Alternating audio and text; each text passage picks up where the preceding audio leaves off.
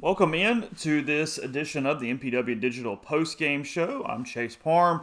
Ole Miss 35, Tulsa 27, much closer than most people expected. Tulsa getting the ball multiple times there in the fourth quarter to potentially go down, drive, and tie the game with a two-point conversion. Never got overly close to it. Didn't have that level of intrigue down the stretch, but plenty of things to talk about. Plenty of things for Ole Miss to fix prior to Kentucky next week. Ole Miss has made it to Kentucky week. They are 4-0. That was the objective. They got there. It wasn't the best way to get there, but they are there. Appreciate everybody joining us here. As always, this will be a podcast tomorrow. I will load that probably pretty early for that. We're going to talk to our normal cast of characters. We'll take your calls here today as well. But I tell you what, I'm going to go ahead and get Jeffrey on. He does not have long. He is still in the middle of some Saturday night social stuff here the last couple weeks. So let me go ahead and get him. We'll discuss, and then Neil will tell me when he's ready. We'll talk to Brian, and again, we'll take your calls. So thanks for joining us. We'll dissect all of Ole Miss 35, Tulsa 27. Yeah, just a lot of stuff here to go over in this one. So a little different thing, jumping into the calls a little quicker, but let me get Jeffrey on the line for this one.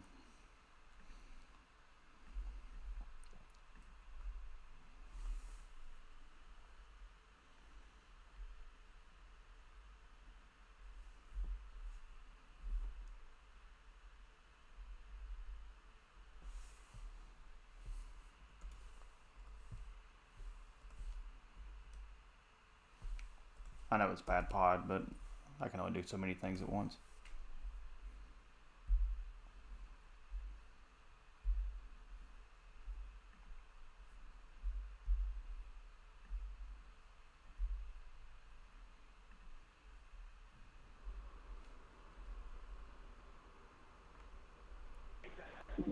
Good evening. Jeffrey, I know you don't have long. Let's dive right into it. Ole Miss winning this thing 35-27. I was sitting here, and for the few minutes before I started the show, I was trying to debate how much of these things are problems, how much of these things are looking ahead. Are we giving a different level of look ahead credit to Ole Miss and other teams? Where do you sort of dissect this thing moving into next week in Kentucky? Yeah, the way that I look at it is they just need a real game, man. Like, I know everyone goes, well, these are real games. Have you seen a performance that you go, man, that looks like a team that's like fired up, ready to go? Like, they need next week's game, man. Like, that's just kind of how I view it. Like, I thought in the first half they came out like in all three home games. Don't you feel like they've come out in the second? Well, I guess who knows in the Central Arkansas one, because what did it matter? Sure. But in the other two home games, I think it's noteworthy that the crowd leaves, and for the record, that's not me blaming the crowd or whatnot. They're doing what everyone would believe, but the crowd leaves and the game gets flat.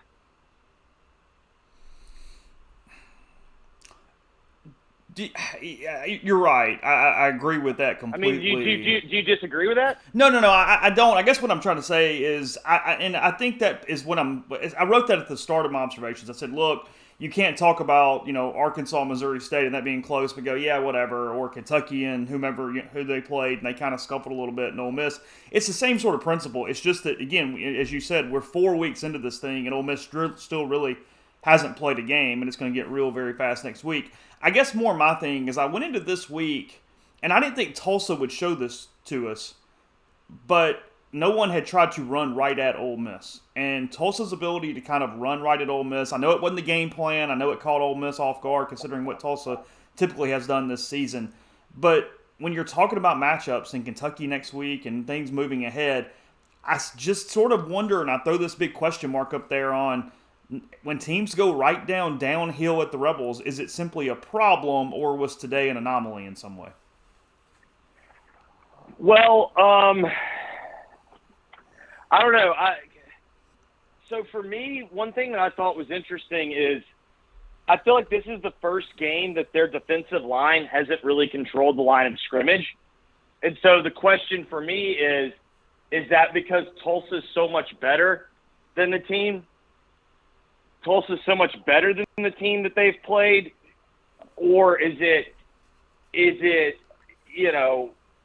emblematic of, hey, they were not expecting what Tulsa wound up doing, so they end up looking at a position. You know what I mean? Like that's kind of a question for me. Well, it's exactly what happened in a lot of ways. I mean, you look at it coming in, Tulsa had thrown the ball 70% of the time. You knew that Bryn was going to be a statue in the pocket. You were just going to have to play defense, make sure you tackle. And then the Braxton kid could really move around. He forced a lot of things. It completely changed their game plan. It did, but I don't know, man. I kept thinking, man, Ole Miss is really lucky that Bryn is knocked out. Oh, really? Yeah. And see, I think I went the other way because I thought the other kid had enough of the dynamic that hurts Ole Miss that he could extend plays. I actually thought Ole Miss was in better shape when somebody just stood back there and threw it. See, I thought as the game went on, the DBs were getting more and more tired, and I think there were throws for Braxton to make, but he couldn't make them. Now, to your point, maybe some of those throws were there to be made because Ole Miss was having to account for his legs. Yeah, and they struggled doing that. I mean, it was a tackling nightmare for Ole Miss today. Yeah, and I mean, I don't know. Like, I really struggle to put too much positive or too much negative into what we've seen for the first 4 games because, to me, it just feels like, all right, man, let's find out next week. And I think next week is the first test we're going to actually learn something about Ole Miss. Because in the first half, I felt like Jackson was starting to look a little more comfortable, a little more confident. And I was like, okay, let's see if he can get into a rhythm. And then it just felt like they went to the half, and it just kind of – it was another, like, flat, stale kind of whatever second half. Overall on Dart, what did you kind of think today? And what did you think of, not necessarily scrambles, but so many design runs where they just wanted him to carry the football? What would be some of the schematic reasons to go that route versus more running back carries there in the second half? Have you seen how many guys were following their running back? Oh, sure. No, I know. I mean, I know it was open. I'm just saying you probably don't want to do that every week. I mean, but I mean, I think that kind of shows they were just trying to get out of there. You know what I mean? Like, in the end, when those running backs go one direction, everyone flows with them, and that's why Dart was able to – what did he finish with? Probably like 115 yards rushing? I don't know that he got that high, but, yeah, I mean, a hell of a day either way. I mean, he was close to 100 before the last drive, and the last drive he had what? I mean, he had to be close to You're actually exactly right. 13 for 116. Yeah. Yeah, because I was just doing the numbers. I think he was, like, right at, like, 102. He was at, like, 102 right before the last drive. So, I mean, you know, I don't – I guess the thing is I understand why fans can get frustrated and whatnot, but, like, to me the reality is we are just dealing in an entirely different world of college football in which – we've seen a team play 4 games. I think we all think this team has the ability to be pretty good, but I don't feel confident one way or the other. Like, to me, you could tell me this team goes 10-2, and I buy it. You could tell me this team ends up 8-4, and I buy it. What will determine it for you? I mean, a couple of the questions are which teams wind up quitting. Okay.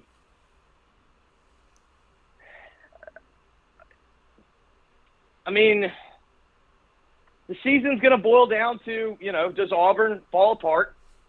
Or is Auburn able to keep it together enough for when they play Ole Miss? What does LSU look like by the time Ole Miss gets to them? I mean, I know everyone wants to the strangest thing to me is I guess we watched a different Mississippi State LSU game. I watched a close football game that State let get away, and everyone else seemed to watch some game where it's like, okay, let's write them off. Like I don't. That was a weird reaction. Like including like you and Neil, I felt like y'all are out on them, and I don't see that yet. I thought that missed. Go ahead, finish. I saw a team that missed a lot of opportunities in the first half to make that a much worse game. And and they did it. And then they let LSU hang around, and then Saturday night at Tiger Stadium happened. I guess on that game, I thought that LSU did a better job of executing the thing that you just have to do at Mississippi State, which is tackle, force third and mediums, some third and longs, and that because State is so one-dimensional in the aspect of they don't really have another plan beyond that type of passing, that they bog down and they struggle to score, and that for the most part that does happen against middle of the upper middle and upper tier SEC teams. Yeah, I mean, I don't know. I still look at it and see they had 8 drops last week, and if they only have 4 drops, that entire first half is different. And I'm not, if and buts or candy and nuts, we don't have a Merry Christmas. But I don't know. I just thought that was a really quick write-off. I guess the bigger deal for me is I think every team from 3 through 8 or 9, I think they're all pretty similar, and it's going to matter who has a good day. Ole Miss offensively, receivers, is it simply the way the game plan is running out? Are they not getting separations? Or anybody you like? Do they need more? How do you sort of evaluate that group as a whole right now? Well, I think the problem is for them is so much of what they're trying to get out of their offense right now is the R part of the RPO. And so I think they're so worried about making sure that Dart makes the right read on the run part first that I feel like the passing game's kind of becoming an afterthought. And so it's just not really – it's not fair to me to criticize them. It doesn't seem to me like that they're working heavily on the passing part. Next week, do we see a completely different offense than we've seen through 4 weeks from a schematic standpoint? I certainly think you'll see wrinkles that you haven't seen thus far. I think you'll see a few, and I think there's an element for Ole Miss of holding a few things back, and I think we'll see a few things that we haven't seen thus far. At least that's my expectation. It's a big game, man. It's a huge game. The reality is it hasn't. I'm not saying it will, but it could end up deciding who winds up being the third team out of the SEC. Like, we could look up in November and that game decides which team is going to be third in the SEC. Did you have money on it, or who did you find yourself pulling for in Missouri and Auburn in that shit show this morning? I had the under. Oh, well, you were golden the whole time then. Well, no, not when it went to overtime. The only way you can lose that game is if that thing goes to overtime and then you start to get some bullshit. And at that point, anything could have happened in that slobber knocker. Correct. Auburn. I wound up. Go ahead. No, I was saying, I think I wound up wanting Auburn to win because I think it's funny when they're having to do this week-to-week thing of what they think about their coach. That's what I was going to say, is they're in a point where they were more pissed off to win than anybody else would have been to lose, which is a bad place to play. We've seen programs there before. It does not work out. Well, my question is if you're literally just waiting for him to lose a game to fire him, why don't you just go ahead and fire him? That's never made sense to me. Like, what other profession are you sitting there? Like, I don't know. Like, that's just so weird to me. It's like either you think this guy can do the job or he can't. Like, the idea of waiting around and, like, we need him to lose this game so we can fire him. It's like, then just go ahead and fire him.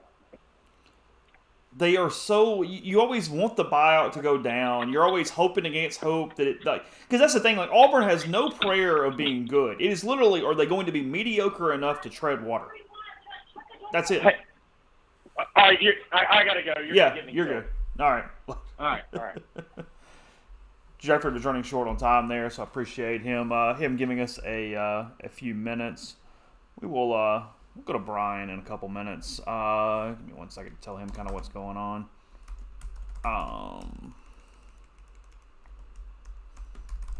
Again, show was a little thrown off tonight from a couple different things, but it's okay. I'm just kind of hanging out.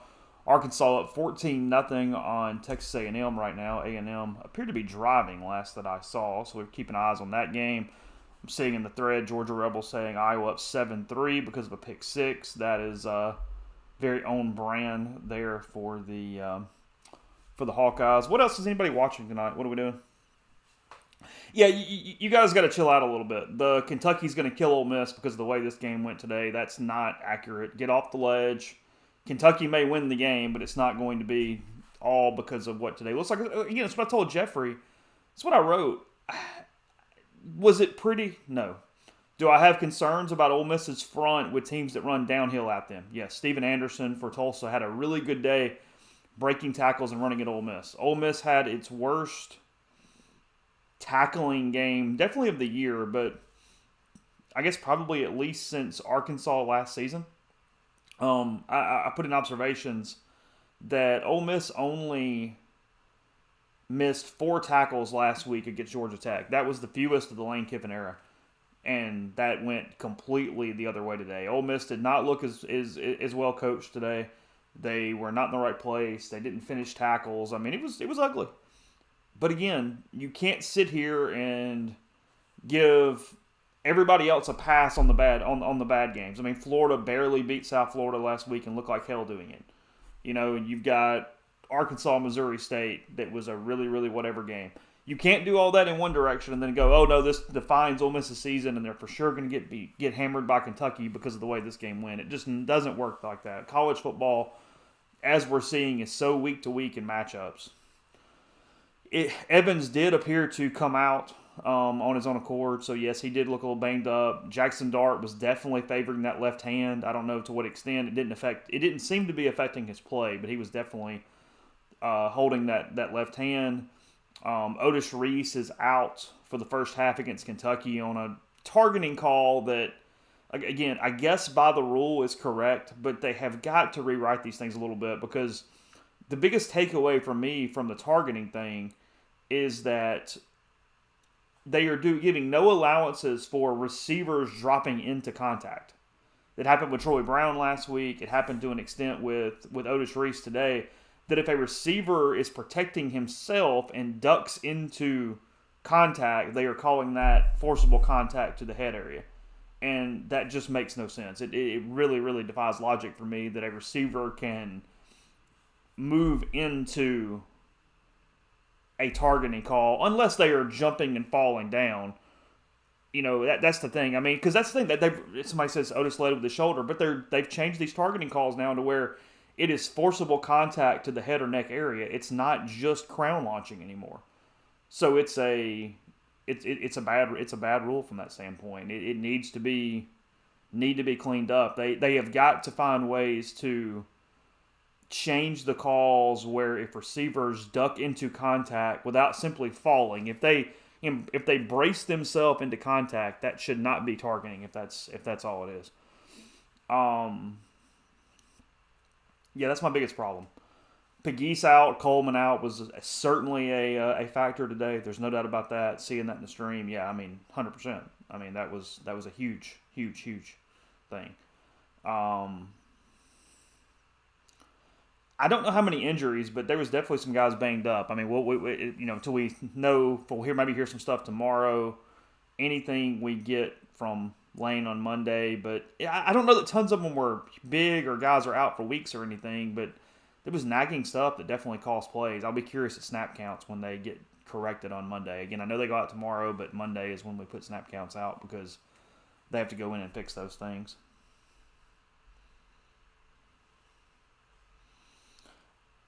You are noticing a little more. I expected more defensive line depth at this point. I did. That was sort of a talking point of fall camp, and I hate when that happens. It's not necessarily blaming media or blaming coaches or blaming anybody else, but you do see a lot of situations where we talk about, oh, this guy and all this different stuff, and then they don't play. So it's a little frustrating from a coverage standpoint because we believe we know one thing and it goes kind of completely the opposite direction. Get Brian on in a minute. Before we do that, I wanted to look at stats because I was not aware that Dart was up to 116 yards rushing. That was quite the day. So say let's got stats up. Yeah, Jackson Dart, he goes 13 for 24, 154 yards, 2 touchdowns, no picks. I mean, he did protect the football for the most part. I mean, that's the irony of it. He's not hitting the big plays that we kind of thought he would do for maybe a multitude of reasons, but he has protected the football for the most part. Judkins, just another huge day. He gets 27 carries, 140 yards, 2 touchdowns. His longest went for 24. Dart, as Jeffrey said, ends up going 13 for 116. Looked very kind of Matt Corral-ish today, even though I'm getting tired and mad at myself for that comparison. But the way he did, look, he's got to quit some of the shoulder stuff, or at least pick better times. The first series against Tulsa is not the time to drop your shoulder and go that route. But nonetheless, he ran extremely hard, and in some ways kind of won the game today because they were keying on the running backs. They left open that quarterback run, and they left it open to the extent that he took advantage of it, and that moved the chains and scored points early in the game when it was very, very critical. I mean, you can easily make an argument that if Jackson Dart had a little less ability to run or want to run, that Ole Miss potentially loses that game today. There's no doubt about that. He took shot after shot after shot and just kind of kept calling his own number and being good with it. Before Evans left the game, 10 carries, 48 yards. He scored 1 himself. So, yeah, you can see Bentley doesn't get a carry at all today, and then you can see Judkins' workload going up so much given Evans' absence once he came out. I mean, again, 27 carries for Quinshon Judkins today. He turns that into 140 yards. Receiving, Malik Heath, 4 for 75. He got a score. 7 total targets, 4 catches and 7 targets for Heath. Mingo gets 3 catches, 54, 6 targets for Mingo. No, 5 targets for Mingo. 5 for Trigg, 5 for Watkins, 3 and 2 on those catches, and then Judkins 1 catch, 5 yards for him. Watkins had the couple muff punts, or at least the drop ones. I guess they weren't given away, but he fumbled a couple punts. They put Mingo back after that, so kind of curious to see what happens from that standpoint. If they go back to Watkins if they leave Mingo in there, because muffing a punt will absolutely get you beat in SEC play.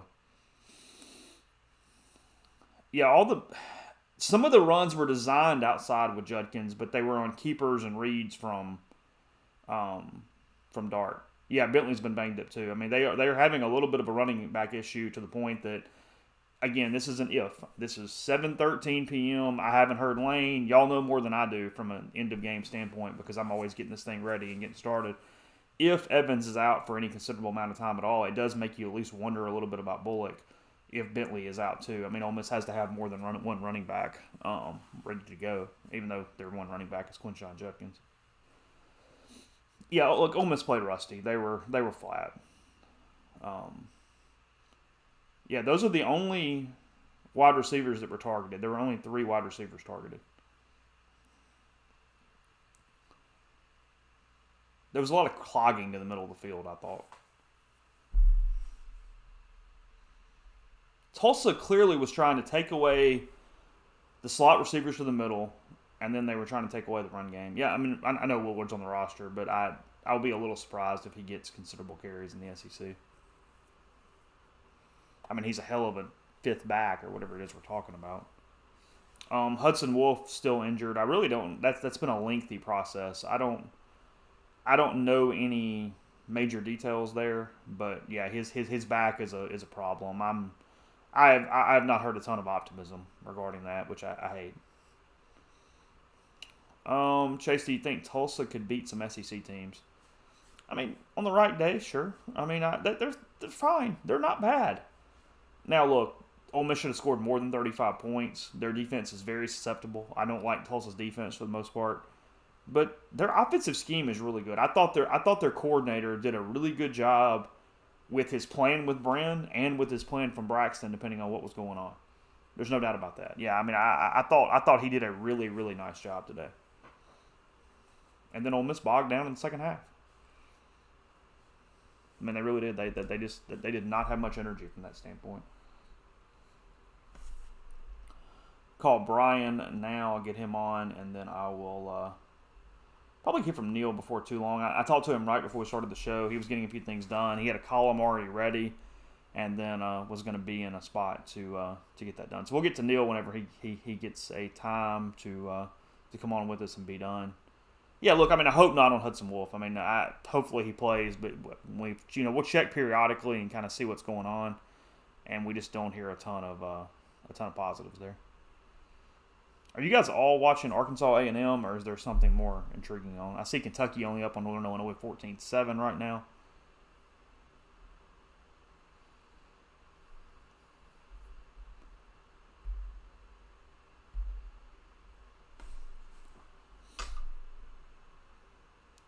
No, look, there's a definite fun aspect of what happened to Auburn today from the standpoint of they are stuck with him. They are mad that they won. They're not getting any ammunition sitting there to get rid of Harsin. They will eventually because they're not going to win many games the rest of the way. But that was sort of perfect because Drinkwitz deserved to win that game, to lose that game for taking the knee, missing the field goal and all there at the end of the first half or the end of regulation, and then for it to end like that. I mean, it was a comedy of errors, but it sort of went the way you would want to make Auburn have to eat a win that they didn't deserve. I mean, guys, I get the NIU thing, but frankly, you're probably better off wanting Kentucky just to win. It's not like it's going to change Kentucky's deal next week, and if you beat them, you want them to be as good as possible. I think it's one of those deals where you're actually pulling for the SEC team in Kentucky right now. I can't imagine what Jay did. I have no idea. I know he was being sarcastic on Twitter because he called it a big win over Mizzou. He was clearly trolling his own fan base a little bit.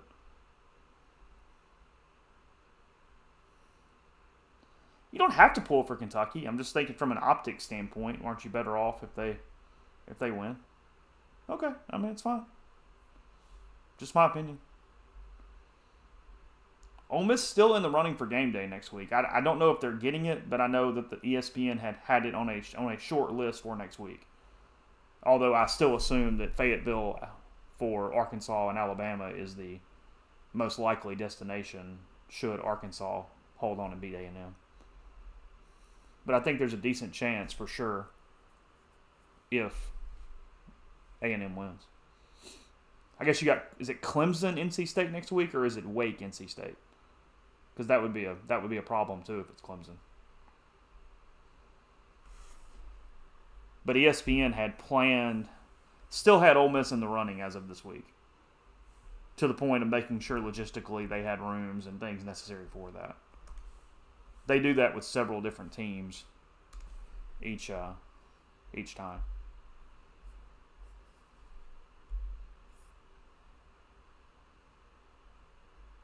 Yeah, so Clemson, NC State is a problem too. What's up? How you doing? I'm pretty good. How are you? Oh, I'm talking to people off the ledge, discussing whether this game was a sign of what's coming from Kentucky next week. It's funny because, and it's all fan bases, but I mean we're seeing this right now. It's the psychology. I mean I do it with the Saints. It's you watch other teams and you figure out ways that they're still okay or they can beat you or whatever, and then your own team plays like raw hell, like Ole Miss did at times today, and you're trying to find ways while they're not going to get better and they're going to get killed next week against whoever it is they play. You sort of look for the biggest negative and ride it right after a game like today. Yeah, I'm with you on that. I mean, look, we're still in the early stages of just kind of this dramatic change in college football. But if you've noticed, there's been weird week-to-week results, and it's become harder and harder to prognosticate on a week-to-week basis. And I don't necessarily know what that's due to, but I think this game was an example of that as well. I think this team probably does have real concerns, but I'm just not necessarily sure what I want to put in Sharpie or pen about them after this week.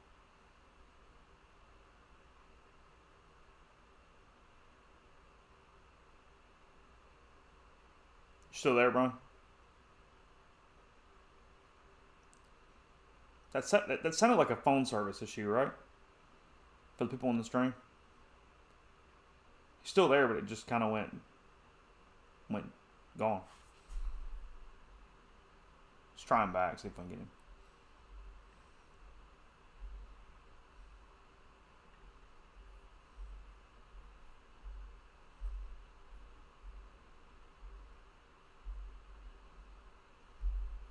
Yeah, it just completely went away. Oh, okay. Yeah. We good to go now, though? All clear? Yeah, I think we're good to go now. You were saying it's hard to prognosticate. You don't know what to do week to week as far as or what to put on this team. But at the same time, and I guess I'm harping on this, and I guess I'm asking Jeffrey, I'm asking you, I'm getting ready to ask Neil whenever I do talk to him. So I'm sort of getting some thoughts out of the way. But Chris Rodriguez comes back for Kentucky next week. If I have a concern for Ole Miss, it remains defensively when teams run right at them. Because I get that Tulsa did something completely different. I mean, they came in, they were 70% pass. Today, they might have been close to 70% run. I'd have to do some quick math really quick. But at the same time, Ole Miss has got to get a little better from a front seven, front whatever you want to call it, run stopping situation when teams line up in some sort of power move and just run right at them. Yeah, I'm with you there, and you can flip it to the other line too, which I'm sure we'll get in there in a second. But yeah, I am with you on that, and that was kind of the concern coming into the year. And again, it's hard to tell much from this game, but I do think real questions remain about that defense. I mean, look, we're going to learn a ton about them next week. Like, that's going to be the ultimate prove it week, because not only is it a huge game, but as you just alluded to, Kentucky's probably going to be able to expose whatever perceived weaknesses. It's a weird matchup in that sense, and I think we'll learn a lot about them. But I'm with you on that as well. I don't necessarily know what to make of like what Tulsa did to them today, but I still do have concerns, particularly on the interior offensive line and at linebacker, because they had to replace two really good ones. So I think we'll find out really next week kind of what they are actually against a team that can really stand up and run at them. Because if you look at the second half of their schedule, even the teams that aren't very good are going to do that. Like, there's a lot of teams that are built that way, whether it's A&M, Alabama can try to do it if they want to.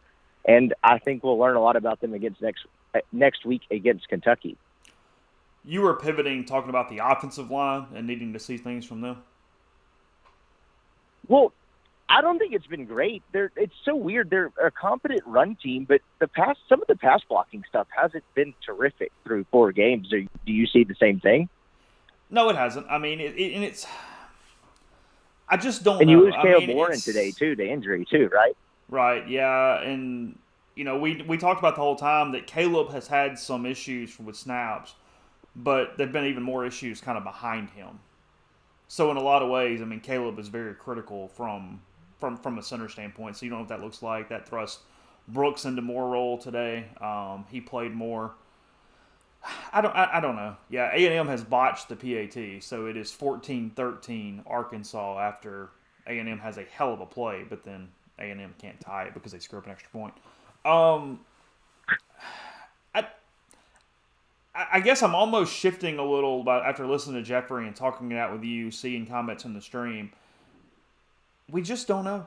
Ole Miss has played 4 games where even today, I get that Tulsa got the ball 2-3 times down by 8, had a chance to go down, tie it, force overtime, all that kind of stuff. But I don't really think there was any moment where I thought Ole Miss was losing the football game. I thought that it was going to be ugly. I thought they were flat. I thought all these things were going on, but I never thought they're losing. So they haven't thought that through 4 games. I mean, we said something would have to go horribly wrong for them not to get to 4-0. Well, they're 4-0 for the first time since, 2015? And they've done that. They have executed and gotten to that point. As long as they got out relatively healthy today, then they did their job. I mean, there's things to fix, but there's nothing that is just shocking to anybody in a negative way. I don't feel like because I thought today was a fairly significant day for Jackson Dart. I know because he didn't go 20 for 28 for 292 and 3 that. There's all these different, criticisms necessarily, but the whole time with Jackson Dart, the whole time at camp, he was overthrowing some receivers, he was throwing it to the other team, and everybody said, hey, he can't turn the ball over. He's just got to find ways to win games, and he can't give games away.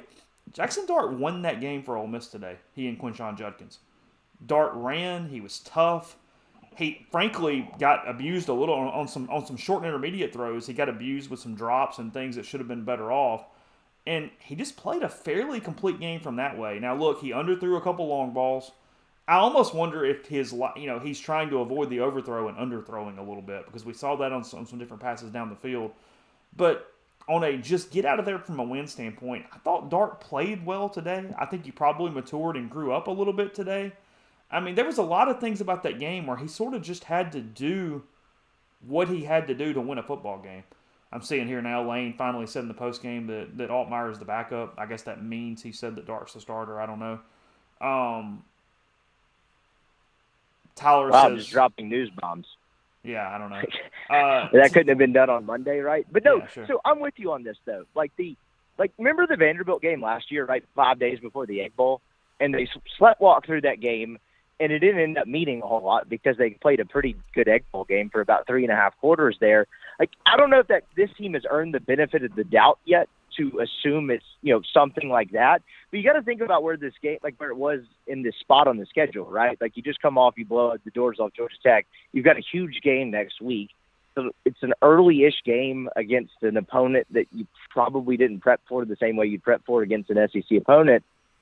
And I'm sure the crowd was probably about half full, 2.5 quarters into this game, and you just kind of sleptwalk through it. So, I didn't, you kind of alluded to it a second ago, but I didn't necessarily want to go there because it doesn't make for great content. But I still don't know much about this team. I don't know what I believe about them. I think they could stink, but I also think they could be pretty good. And I don't know what we've learned about them through 4 games. And then you bring up the Dart aspect of it too. I completely agree. If nothing else, if the numbers aren't going to show it, if nothing else, I thought he was more decisive today. It looked like he was more comfortable in what he was trying to do on a down-by-down basis. If that makes any sense at all. Again, it's not going to blow you away, but he made a couple really good throws. And to your point, he and an 18-year-old freshman, Judkins, kind of had to win that game for them in the second half. He was as mature as I have seen him in all aspects. I mean, it's mentioned here in the stream from Zarek that, even just the slides and not going out of bounds there at the end and managing his emotions and just sort of operating the offense. He played inside the offense as well as he has all season. Now, again, they've got to stretch the field a little bit, whether they've got to scheme it or do these other things. It's the most startling negative. Well, there's 2. The offensive line, as you said, in pass blocking, because Dart is having to move too much. It makes it harder to keep your eyes downfield. It makes it harder to throw things beyond the short and intermediate and the second and third reads and all those things. So pass blocking has to get better and probably be schemed out of it a little bit, which causes some other inefficiencies in different ways. But at the same time, it's that you would think as well as Ole Miss is running the football, there would be more downfield passing opportunities. And they just haven't necessarily been there. And is that because they don't have time because of the pass blocking? Is that because wide receivers aren't getting separation?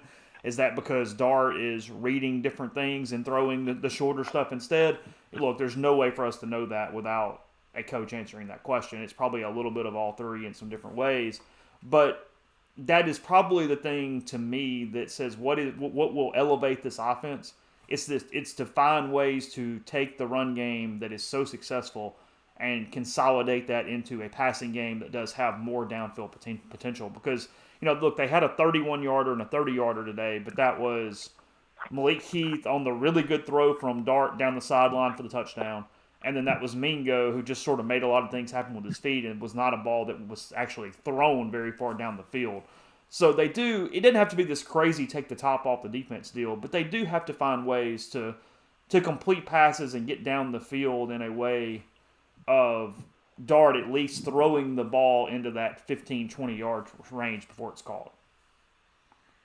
They haven't had a guy had more than 4 catches in a game, and the only guy that's done it has been Malik Heath twice. There may have been another guy that did that caught 4 balls in the Kentucky game that wasn't Malik Heath, but I can't remember off the top of my head. But you think about that, in this modern day and age of college football, and I get these 4 games have been weird, and again, you have to preface every bit of what we're talking about with they've played 4 opponents that haven't really challenged them. Tulsa, I guess, not technically standing on the scoreboard, but from a talent standpoint. But that's a little bit alarming, right? I mean, you haven't had a single guy catch more than 4 passes. That would tell me to some degree that there's no one out there that they want to make it a focal point to get them involved in the game. And, you're used to these Ole Miss receivers over the last half decade or so, or even beyond that, I guess really the last 10 years. They've always had one guy that kind of made the quarterback better. I thought Treadwell made Bo Wallace better. What A.J. Brown and D.K. Metcalf did kind of speaks for itself, right, with Lodge and all of those guys. they don't really have anyone that they seem to make it a focal point to involve in the game. And I get this team's identity is surrounded by running the football, but it's still through 4 games not to have a guy have more than 4 catches in a game. No one's making an impact. And I wonder who that becomes. And, they're having that influx at quarterback too, right? I mean, Dart's clearly the starter, but they came into the year with some questions. It doesn't make it any easier when they're both 19-year-old kids that don't have receivers that kind of actively make them better and make up for some of those mistakes. And, you can't fully put the blame on some of the quarterback play on that, but I just think it's interesting that, they have a couple SEC caliber guys, I think, but there's no one that jumps off the page and thinks, okay, that's going to help this quarterback immensely. It's why I'm still really curious to see exactly what things look like next week in a quote-unquote real game. When all week they scheme specifically for Kentucky, and anything that's left in your bag of tricks, you're going to start seeing more and more and more and more. Because, we talked about this, headed all the way back to, hell, frankly, it was at Tennessee.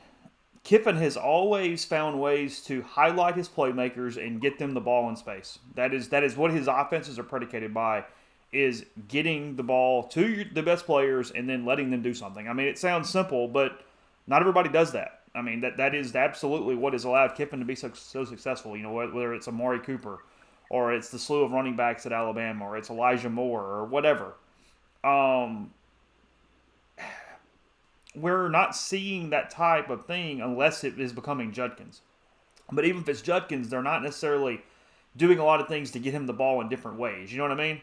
It's just sort of hand him the rock and let him go. So I do kind of like the standpoint of, what does this look like next week? What does Kiffin, Weiss, however you want to debate how that works, what do they do that is game-specific to get the best players the ball in some different ways? And I think that is something that we still have not seen, because they're not going to waste that on Tulsa. They weren't going to waste that on Central Arkansas. Weren't going to waste that on Troy. And then, last week at Georgia Tech, multiple people were kind of around the program have told me that the way that Georgia Tech was so bad so early that they just sort of went, hey, this is whatever, it's all good. You know what I mean? Yeah, I think that's a great way to put it, right? I mean, that game was over from 3 minutes on. I mean, I get it wasn't technically over, but, I mean, Georgia Tech allowed a punt block when Ole Miss wasn't in punt, like they were in punt cover. They were in a safe thing. I mean, did you see Cedric Johnson's interview after the game? He just said he started running, and he thought about halfway there, oh, I might get this. And he's like, oh, I did get this. Like, it was a surprise to everyone. And so that game got so weird early on.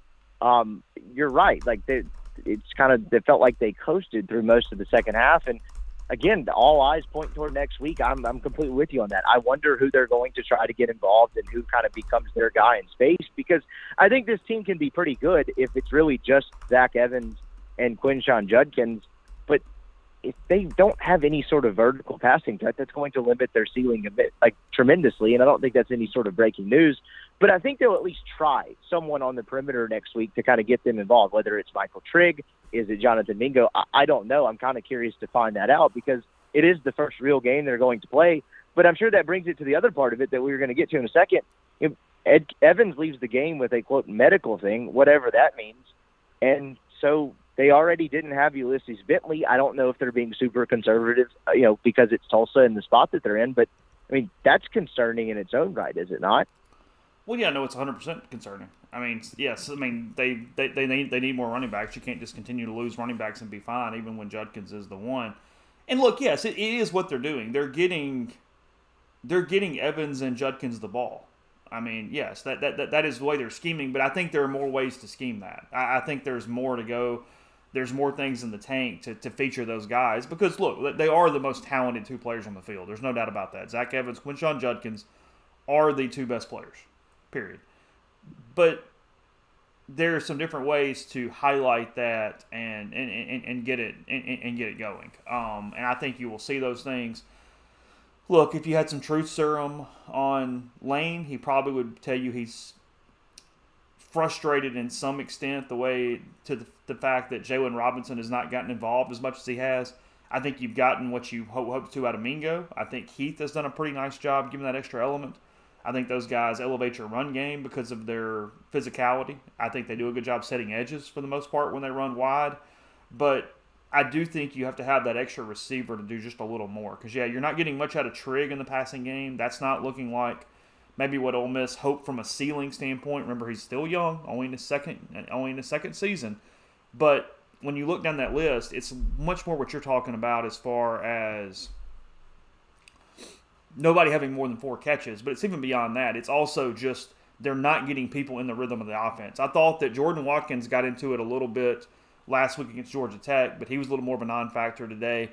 They just don't have that extra element to do something different because Heath and Mingo have a lot of the same skill sets, and it's sort of like a basketball team that's got a bunch of power forwards but doesn't have a lot of flexibility from a lineup standpoint. They have got to have, whether it be Watkins or Robinson or Trigg or something, there just has to be this wide receiver that offers up something different, and they're still searching for it. They haven't found a way to either scheme them open into the game or just have somebody emerge that can pull that off.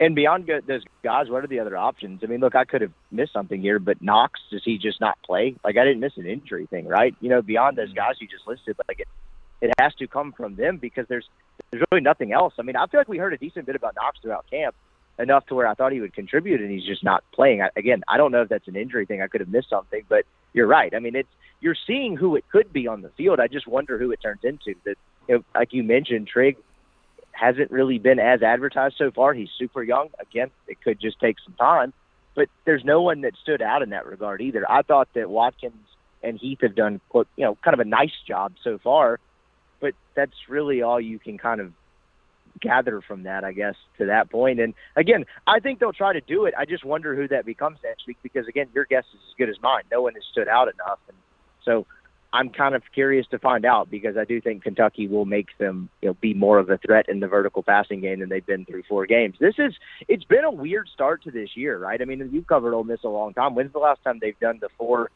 tune-ups? And I get this wasn't by design. I don't think they thought Georgia Tech would be as bad as they be. But, when's the last time the calendars hit October and you felt like you don't know anything about this team? It's a very bizarre way this schedule's set up. I mean, never, probably. I mean, I definitely can't think of anything off the top of my head. So, no, I mean, it's the dumbest part of this because we're constantly analyzing everything. Yeah, because we don't know. I mean, because we're looking at it and we go, okay, well, what is Kentucky? Well, at least Kentucky played Florida. Now, look, Anthony Richardson was absolute dog shit that day. But they did play them. I mean, it's one of those deals where they have a little more sample size. With Ole Miss, I have no idea. And yes, Kentucky is completely sleepwalking through Northern Illinois, a team that Vanderbilt beat by 2 touchdowns. Kentucky is 14-14 at the half with Northern Illinois right now. I called some blowback, Ricky. I told the stream they would be better off with Kentucky winning. You should be rooting for Kentucky right now because if you lose, you don't want to lose to the team that Northern Illinois lost to or beat. And then 2, if you beat them, you want Kentucky to be as highly ranked as possible because that elevates you when you beat them next week. What is the counter argument to that? There's people that want Kentucky to lose this week? Well, just because Kentucky's an SEC team, there's no reason to whatever. The hell with everybody. One thing if it's Vandy, but, I don't know, Northern Illinois. I agree. I mean, I don't think you should put a ton of stock into this, but I do think it would generally be beneficial for Ole Miss if Kentucky did win this week, enter next week undefeated, and obviously I'm sure they've announced game day at this point, but, that game I imagine was on the short list and in the mix, and, the win will hold up at least for a shorter time. It'll be tomorrow morning. Oh, they haven't? No, that's what I said on the stream. So, I know that they had done some logistical things to put Ole Miss on the short list in case they chose it. But it feels to me, it's one of 3 places I would assume unless they're going to be queued. It's Alabama, Arkansas in Fayetteville if Arkansas wins. It's Clemson, NC State, and then it's Ole Miss, Kentucky. Yeah, I think those are the only 3 options. Baylor was playing someone had they been undefeated going into that game. I looked at it before the year. I think it's Baylor, Oklahoma State. That was an option, but that one completely fell off. But yeah, no, I would think you would want Kentucky to win going into that. But again, that kind of just speaks to some of the weird results and some of the weird outcomes you've had on a week-to-week basis in college football this year. There's, I guess I don't have the stats to back this up, but it feels like there has been more of those this year than any other year. And again, it comes kind of on the heels of a lot of change in college football in terms of how you can build your roster. I just wonder if there's something to that. Arkansas 14, Texas A&M 13 at the half, so we've reached halftime there in a pretty close game. in Dallas. A&M really turned it around. I mean, they dictated pace pretty good in that second quarter of that game. I thought that was sort of impressive. It feels like they've got some momentum right now. I think the half sort of saved Arkansas in a way because that thing was trending in the other direction. Ohio State beating the hell out of Wisconsin. That is 28-0 Buckeyes right now. Wisconsin down. They're 2-1 right now. They will be 2-2 at the end of this one. And then Vanderbilt's playing Alabama. If anybody cares to watch that, 21-3 tied in the second quarter. I guess kind of last couple things. With Dart, we're seeing a more mature Jackson Dart. We're seeing a different Jackson Dart. We do think he needs to do things a little better. I guess my question to you is, from an actual production standpoint, what is do you believe is his next stage of development? A game that plays out against a better opponent a little bit more like today, but is more arm-oriented in the sense that, like, can he go win them a game next week at home against Kentucky if they're struggling running the ball, which I imagine they will to some degree, more than they have at any point this season, just from the sheer uptick in competition.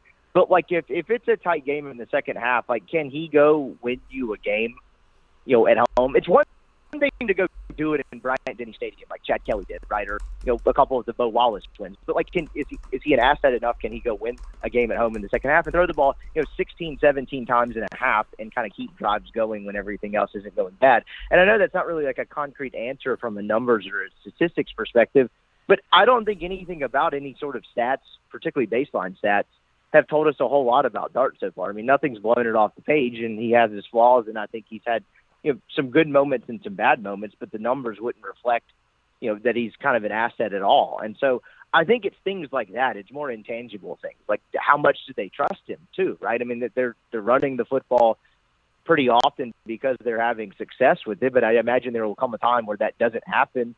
And when it does, like how much do they trust him to throw the football down the field and kind of put a game on his shoulders? I think that's kind of the next step. K-State currently beating Oklahoma 14-0. Wow.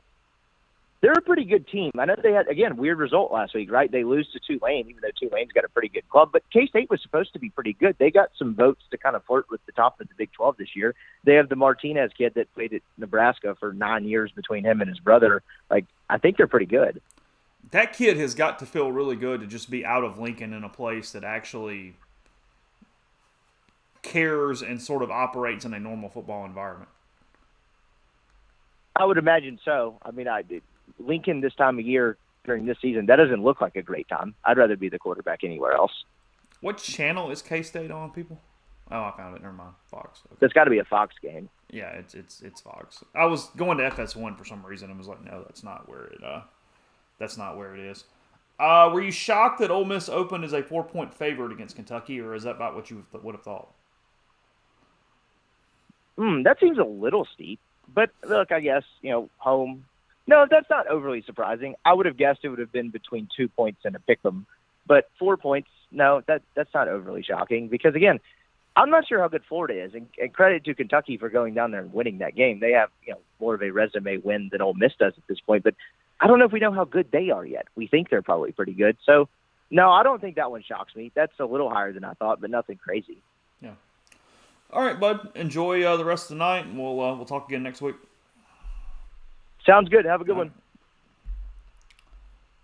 Was Brian Rippey. Just heard from Neil. He'll be ready for too terribly long, so we'll get him on, get his thoughts on tonight. Yeah, I flipped over to Oklahoma just in time to see their catch and run and score. So the Sooners are in the end zone for the first time on the night. So, yeah, we start talking about it, they start scoring. I mean, they're probably going to still win that game. I'm just from a fan standpoint, all in on Kansas State.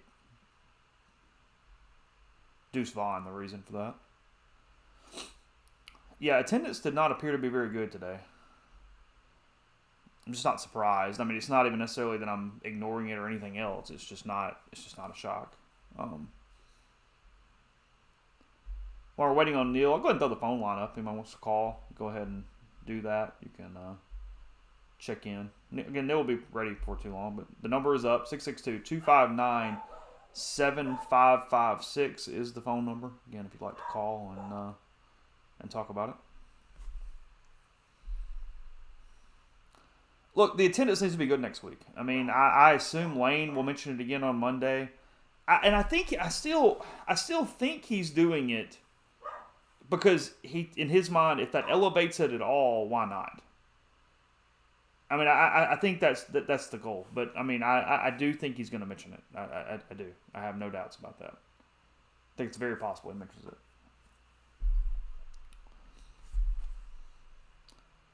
Who are we talking to? Doing it. Okay.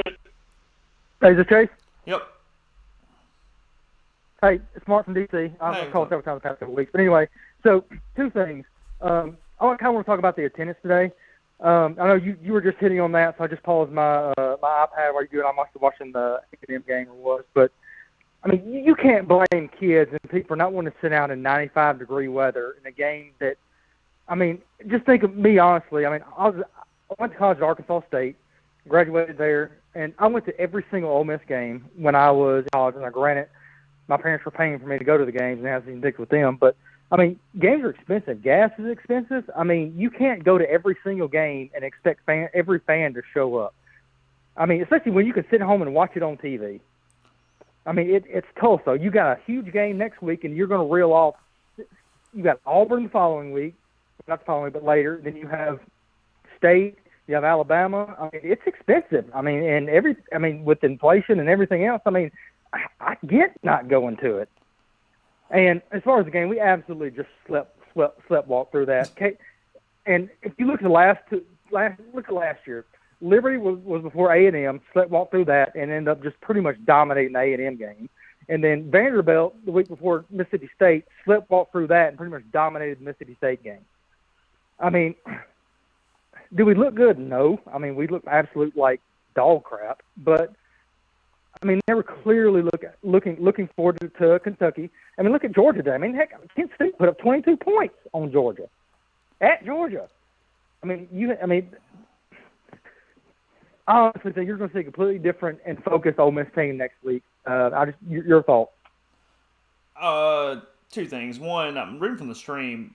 Every school in the country almost is having some attendance issues. I mean, Georgia wasn't full today against Kent State. I mean, it's. I mean, Tennessee had a hell of an environment, but they were playing Florida and they had game day. I mean, that's not. Yeah, and they hadn't beaten Florida. They've beaten Florida once in 15 years. Yeah, that's a different deal. The teams that were playing non-huge games had fairly empty, not empty, but not full stadiums today. I mean, relatively, I think it was kind of the same as Ole Miss had.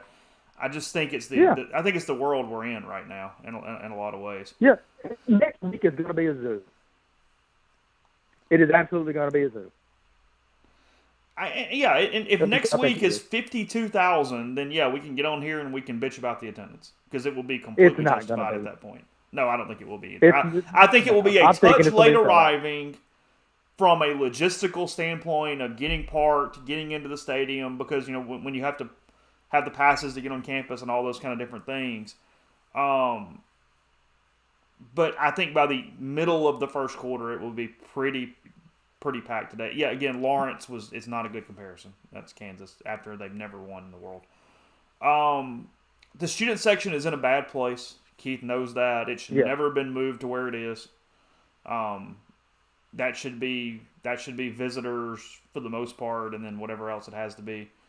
The visitors used to sit over there. They used to sit over there. They would take half of the north end zone, and then the other portion of the east side over there would be split between basically split between the goalpost on the right hand side.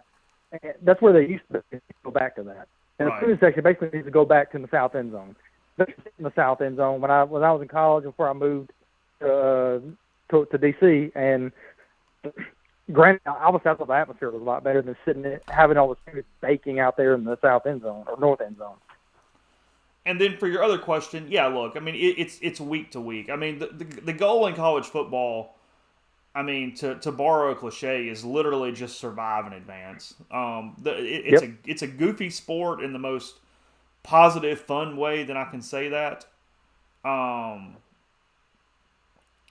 So yeah, it's so matchup oriented. It's so week to week oriented. Just win and move on. I mean, when Ole Miss goes whatever they're going to go, there's nobody at the end of the year goes, well, they only beat Tulsa 35-27. No, they won the game. They're 4-0. Whatever. If they, nobody says we only. You've beat got Vanderbilt Kentucky by next week, 14 and you've points. got time to get there. I mean, it is what it is. I mean, it's they could beat Kentucky by 17 or lose by 17, and it was probably not anything to do with what happened with Tulsa this week or what Kentucky is currently doing with Northern Illinois, because they are absolutely throwing up all over itself right now. Yep. I mean, it just would. 100%. So, do you have an early prediction for next week? I've been leaning slightly to Ole Miss the whole time. Now, look, I don't know what that means because my picks suck. But, yeah, just my early thought. Now, look, I need to see some health. Is Zach Evans healthy? Is he in or out? Is Corey Coleman playing? I mean, to me, Coleman – this is crazy to say about our defense looked player. a lot different today with Coleman out than we have all year. If Pegues and Coleman play, I think I will pick Ole Miss. If Pegues and Coleman don't play, I will be much more likely to pick Kentucky. Do you think – because obviously Vegas gets insider information, and they're already putting out an Ole Miss line -4. Do you think they would know something as far as – I mean, obviously they're not going to know anything with well, they don't know anything based Evans. off injuries that happened today. But well, right, yeah. But Pegues didn't play. Bentley didn't play. I mean, plus, like you said, Coleman didn't play. I mean, those Lane are three was being very cautious with Tulsa today. He was not going to risk somebody getting worse or re-injuring in this game with Kentucky next week. Look, I think that Kentucky, I think that they like Ole Miss to probably win that game next week. Ole Miss is also riding like a 12-game home winning streak. They haven't lost at home in a while. They've won a lot of games, period, in a while. And Kentucky typically doesn't play well against SEC West teams. Correct. So there's lots of those trends, but those trends mean two things. Those trends, number one, mean that maybe that does give a team an advantage. It also means that it potentially sways money in Vegas. And at the end of the day, Vegas' goal is to have 50% on both sides and win the juice. Yep. So it's not necessarily even about who's winning. It's about what is the perception and how do we make the most money off that. Yeah, but correct me if I'm wrong, but that's only going to sway a line 1 or 2 points. I mean, it's not going to affect it like 5. No, sure. But I mean, you run the risk if you get too much crazy. Yeah, I guess that's my point. I think they slightly think Ole Miss is going to win the game because that way they lose less money at Ole Miss -4 than if they open this thing at Ole Miss +2. I mean, Kentucky +2, and everybody jumps. Well, if that thing opened at Kentucky at +2, yeah, I'm about to say if that thing opened at +2, I think a lot of people would be jumping at Ole Miss. Right. Like +2, Ole Miss opened up as a 7-point favorite. I mean, a lot of people would be jumping on Kentucky, but I mean.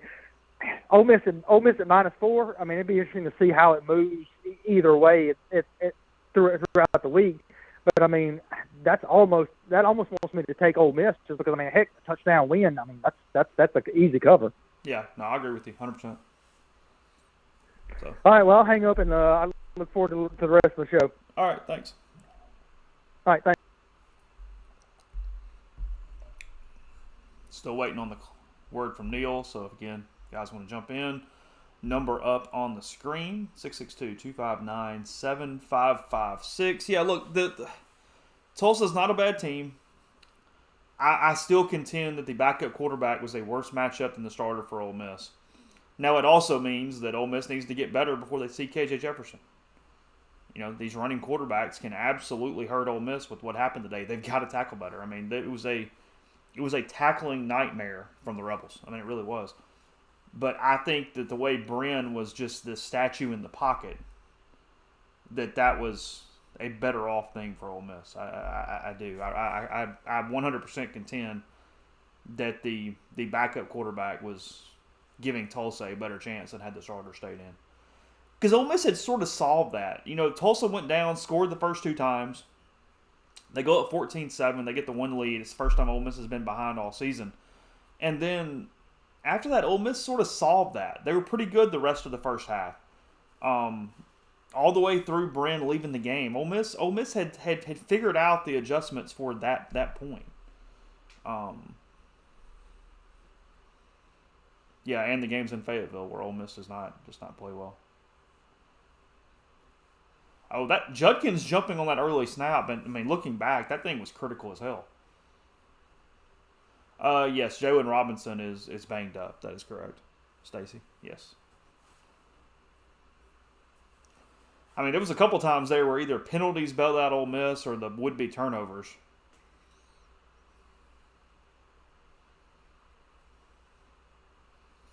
Yeah, end of the day, Ole Miss won.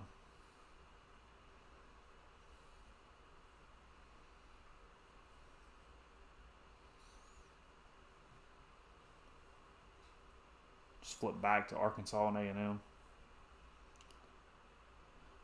The 11 a.m. Yeah, 11 a.m. That's why I said that. It could be the end of the first quarter simply from the standpoint of logistics. If people don't leave really early, because I was talking to a buddy the other day too who said that the way security is scanning the passes to get on campus and not just at the lots, it's a little different.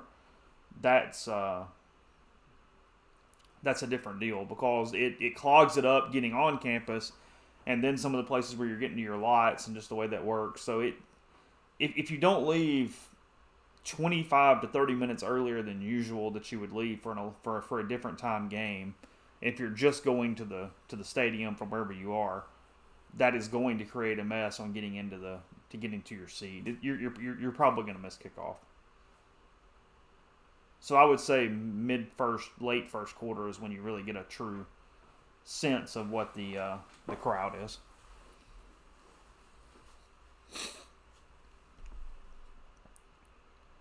Yeah, I just don't see anything they can do to make the game, or anything they will do to make the game quicker. I mean, I understand what you're saying. You're right, but it just is what it is. Yes, Miami Ginger absolutely lost to Middle Tennessee. Middle Tennessee State was wrecking the Hurricanes today. I mean, they were up, 24-3 at one point? At least 17-3. Yeah, big day for the Blue Raiders.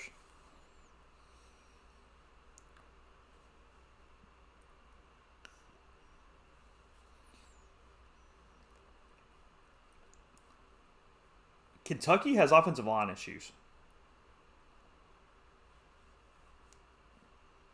Now, the problem is that Ole Miss has defensive line issues. So, 6 of one, half a dozen of the other.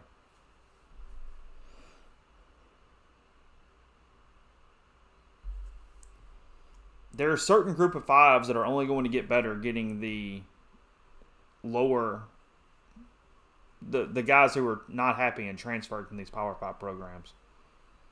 It's not necessarily all Power 5 benefiting, and it's not necessarily a group of 5 all sucking. It is, you're going to have the haves and have-nots in the transfer portal from both sides. You got, the way Ole Miss is retooled, the way Arkansas has done a good job, the way SC's done a good job. You got those kind of teams. But then you've also got some group of top 5 teams that are absolutely plucking some good Power 5 players and elevating in that sense. There's a real opportunity there for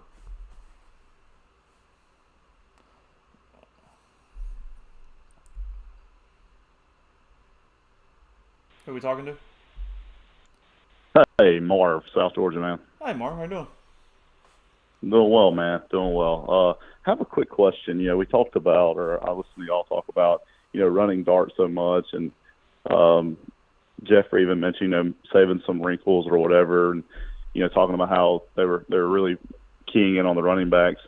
Why didn't we see possibly any more quick slants? They're bringing so many, or even putting the running backs in motion. Like, I know they're trying to save wrinkles or whatever, but at a certain point, Dart, he looked like he got jumped or something at the end of the game. I thought that we would have seen more, middle of the field slants. They had the one hit that I guess Heath dropped there at the start of the fourth quarter that was on third down that was pretty critical. I just thought Tulsa was sort of almost kind of clogging the middle of the field, whether it be all rushing toward the running back on those RPOs or where it be in the passing game. They were sort of just sitting right there in the middle of the field, where I thought that Ole Miss missed some opportunities, and that's where I think moving forward from a standpoint of do they have this in their arsenal is that intermediate to deep stuff, kind of around the hash marks, middle of the field, kind of out, not just don't just throw the fade or whatever toward the sidelines every time, but over the top of all that congestion in the middle of the field. They didn't go to that. I Yeah. thought they could have done that, backed them off of it, and then you would have had some more slants and sort of drags and different things open off the middle. But I felt like Tulsa was just sitting there in the middle of the field waiting for that kind of thing. And then when it was there, Ole Miss didn't execute it very well. I thought Tulsa, both coordinators had really good plans. It just sort of worked. I mean, because if you're Tulsa, even if you lose, you only give up 35. It could have been much worse. And two, you forced Jackson Dart to carry the ball that damn much. I mean, you forced a quarterback to have to run in a way that Ole Miss probably was not overly comfortable with him doing today. Yeah, I mean, it was flashbacks of Ed Nealon last year with Matt Corral. I mean, you just thought after one hit, he wasn't going to get up again. Yeah, I mean, and that's why early on he's got to be much more careful with those shots. I mean, it's the second week in a row that way too early in the game on drives with at the throwing time shoulder. are not critical. Yeah, dude, he's on the left sideline and he just takes that right shoulder and runs it into a defensive back. Just no, you got to quit that crap. Yeah, man. All right, brother. Hey, y'all be good. Thanks. All right, let's get Neil on the horn, see what he's got to say. I'm going to call him now, so give me 1 second to get that set up. Yeah, it's scheme. I mean, they took what Tulsa gave them to a certain extent. They just didn't execute some other ways where it would have worked. I mean, that's the bottom line.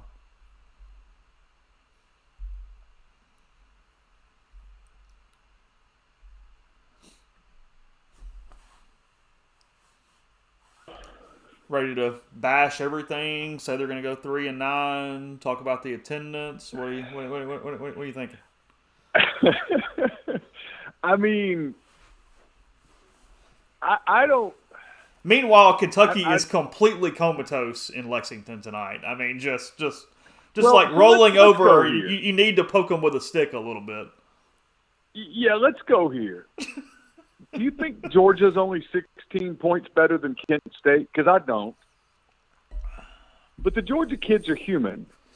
Listen, these games, and I'll say this, and I say this from a fan standpoint. Like, I think Lane's wrong when he criticizes the fans tonight. I do. I think Lane's wrong. Did he do it again And tonight? I think Lane's he was kinda. He's a little, he's a little frustrated, and he backed off, and then he kind of came back, and it's fine. Look, he's entitled to his opinion as much as anybody else is entitled to his or her opinion, right? Sure. But let's be real. These games suck. These games between Northern Illinois and Tulsa and Kent State and, I mean, whoever, they suck for the fans. And here's the deal. In 2020, Chase, and yeah, I'm going to take another shot at COVID so everybody can relax for a minute, but because of all the COVID nonsense, people got an opportunity to experience game day at home, and they said, oh, it's not so bad. And they kind of made a decision that, hey, honey, you know, when they play nobody state, let's stay home. And then here's the other thing. Like, my son's in Jackson right now playing in a soccer tournament. Played 2 games today. He's got a game tomorrow at 11. I would venture to guess that's not the only soccer tournament in Mississippi this weekend. I can only imagine how many gazillion baseball tournaments there are in this state and in the region that we live in this weekend. Dance tournaments or dance things or cheer deals or whatever, Chase. I mean, figure it, whatever sport you want to name, they got tournaments, golf tournaments. They got stuff going on. People have decisions to make. And I got out and went running today. And when I started my run this morning, it was okay. And by the end of my run, it was pretty hot. Yep. And I thought, you know what? 90 degrees out here. Like, when I left my house to go to Vaught Hemingway, in my truck, it said 91 degrees. And I thought, you know, if you offer me the option between sitting in a cool living room and drinking a cold beer or sweltering in 90-degree heat in aluminum bleachers, I think I know which one I'd choose. So it is kind of what it is. And so you can't simulate this being some sort of an SEC energy in the building. Ole Miss got off to a really good start. Give Tulsa a ton of credit. They kept playing. Ole Miss's offense kind of got stagnant. There were a couple of injuries. Evans got hurt. Caleb Warren got hurt. Jalen Robinson really didn't play. Zach There Evans. are some issues. And Yeah, I'll be happy to talk about issues. We could talk about issues because they have some. There's no question about it.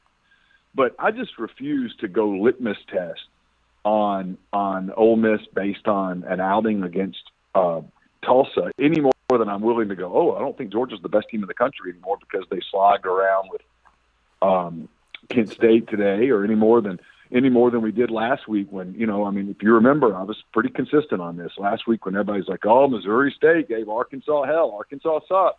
Slow down. That's a leap. It's a big leap. So you just have to be careful with that stuff. So after that, I think I'm happy to have a conversation about where there are some flaws on this football team, and there are some flaws on this football team. I don't know who thought this was going to be a perfect football team. There's way too many new faces, and there are some issues on this team that you and I've talked about a little bit, and I think we've talked about it on our podcast, and we've written about it and during August and those things, and you saw some of those things today.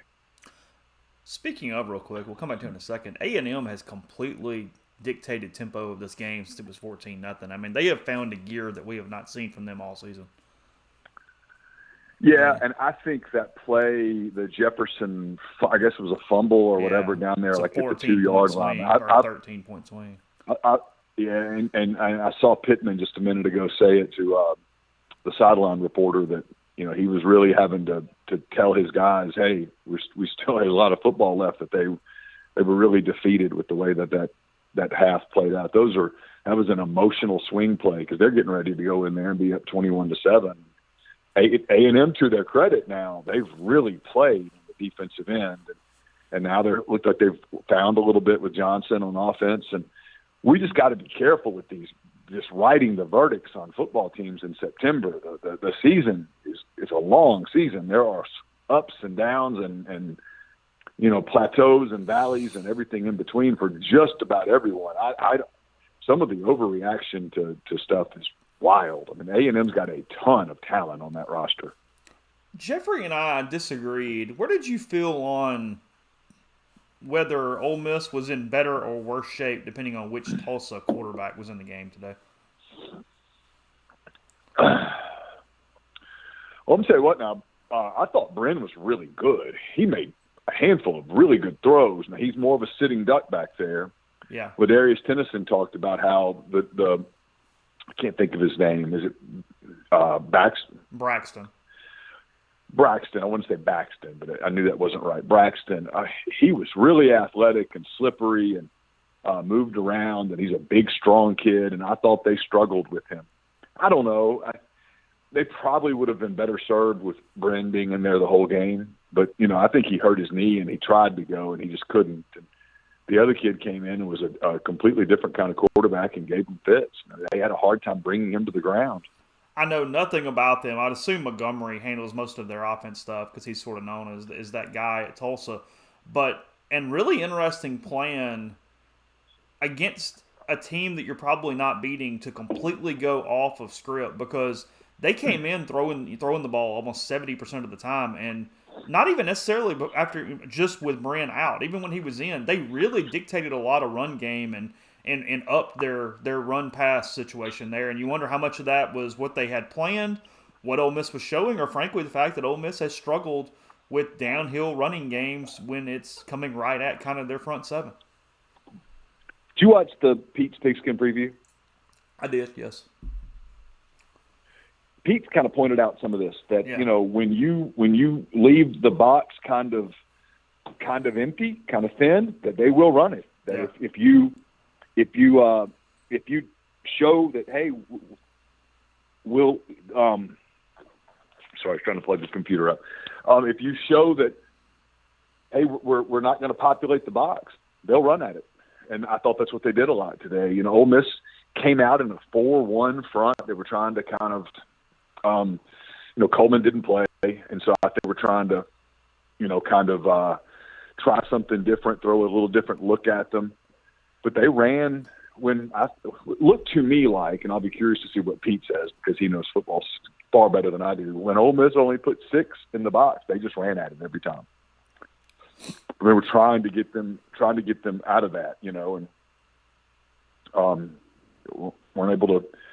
They were able to run the ball with a certain degree of effectiveness, and I thought the kid was able to create some plays. Braxton was able to create some throwing opportunities with his feet. Early in the game, I thought Tulsa had a really good plan offensively because they were moving the football with Brent at quarterback. Mm-hmm. Yeah, he made really good throws into that second level. He was. Now, Ole Miss adapted and sort of shorted up after the first two series. I thought they made some adjustments and did some things, and Tulsa was going to bog down a little bit if that had been the way the game plan was going. But there's no doubt Bren was an effective passer that was pulling that off. You mentioned a couple things. Did Lane give any clue at all regarding injuries or anybody today? A little bit. Evans came out for a medical issue. I thought he looked like he got dinged, and he just couldn't go. He said that he thought Coleman and Pegues would play next week. He indicated that Pegues probably could have played tonight, but they decided not to push it. Caleb Warren's playing hurt, hit a point where he just couldn't go. They moved Mason Brooks in at right guard, moved Acker to center. I thought they were having trouble with the center snaps the whole game. I thought both teams did, actually. Tulsa's offense was very disrupted by bad snaps.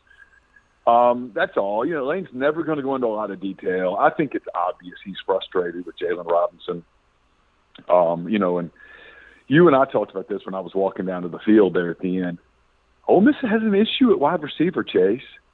They're having a hard time finding receivers who can create, who can get themselves open. Yeah, separation is the word I was looking for. They're having a hard time getting open, and that's a problem. I thought Dart played a pretty damn good game.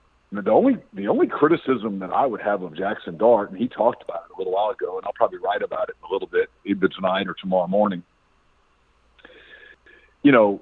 Jackson is a physical runner. His dad was a defensive back at Utah.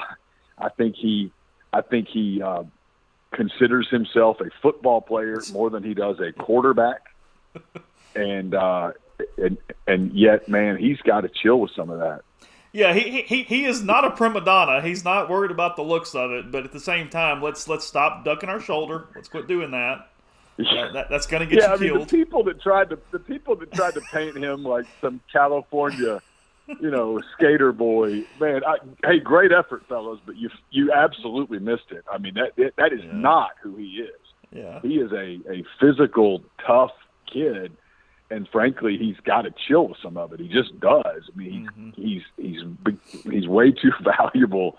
I mean, running is part of their deal. It's part of the quarterback being able to run as a part of their offense. But he's got to get down on the ground a little bit and not take on linebackers and DBs with his right shoulder. That's got to be something. And he admitted that Lane's talked to him about it. He just competes, kind of like a certain other number two that came through here. Yeah. I'm trying to avoid that. I'm not saying he's. Yeah, no, I'm not saying he's corral, but they have. I think he and Matt have very similar mentalities. They do. No, they 100% do. Were you shocked by the number of design runs for him today? No, I think if defenses are going to give it to him, they're going to take it. It's free yards, but it's that deal where, if they're going to give you 11 yards, well, take them. That's fine. But if they're going to give you 11 yards, don't try to take 17. He's a pretty good slider. Corral had some pretty ugly slides. Didn't look like he was much of a baseball player. Dart kind of had it pegged. I mean, he looked like he was going into second base there at the end of the game every time. I wasn't worried he was going to stick a cleat in the thing and break an ankle. Yeah, I always thought Matt was going to just destroy his ankles and knees when he slid. It's obvious that Jackson's played some baseball. Yeah, I think so. I don't know that Matt ever played much baseball. I'm not sure that if you put Matt in BP, he's making a hell of a lot of contact. That's just my opinion. Yeah. No, look, it's talk with Jeffrey about this for a second, but he had to go pretty quickly, so I didn't go farther in depth into it. Dart, we talked all August about, hey, he's going to make these big plays and he's going to throw the ball to the other team. It's the exact opposite of what he did today. That dude won the football game with being pretty smart, with running the football, with not doing anything dumb. I mean, that was a really mature game from Jackson Dart today. It was. And Lane talked about this too. Lane said, look, this is not the way you wanted that game to play out. But at the end of the day, the objective is to win. And so they got kind of conservative in the second half, maybe too conservative. I mean, people are like, why don't you open it up? Well, because you're trying to win. You're holding on to a lead. And look, it got a little tenuous there in the fourth quarter. There's no way around that. And again, a lot of credit to Tulsa for that. But,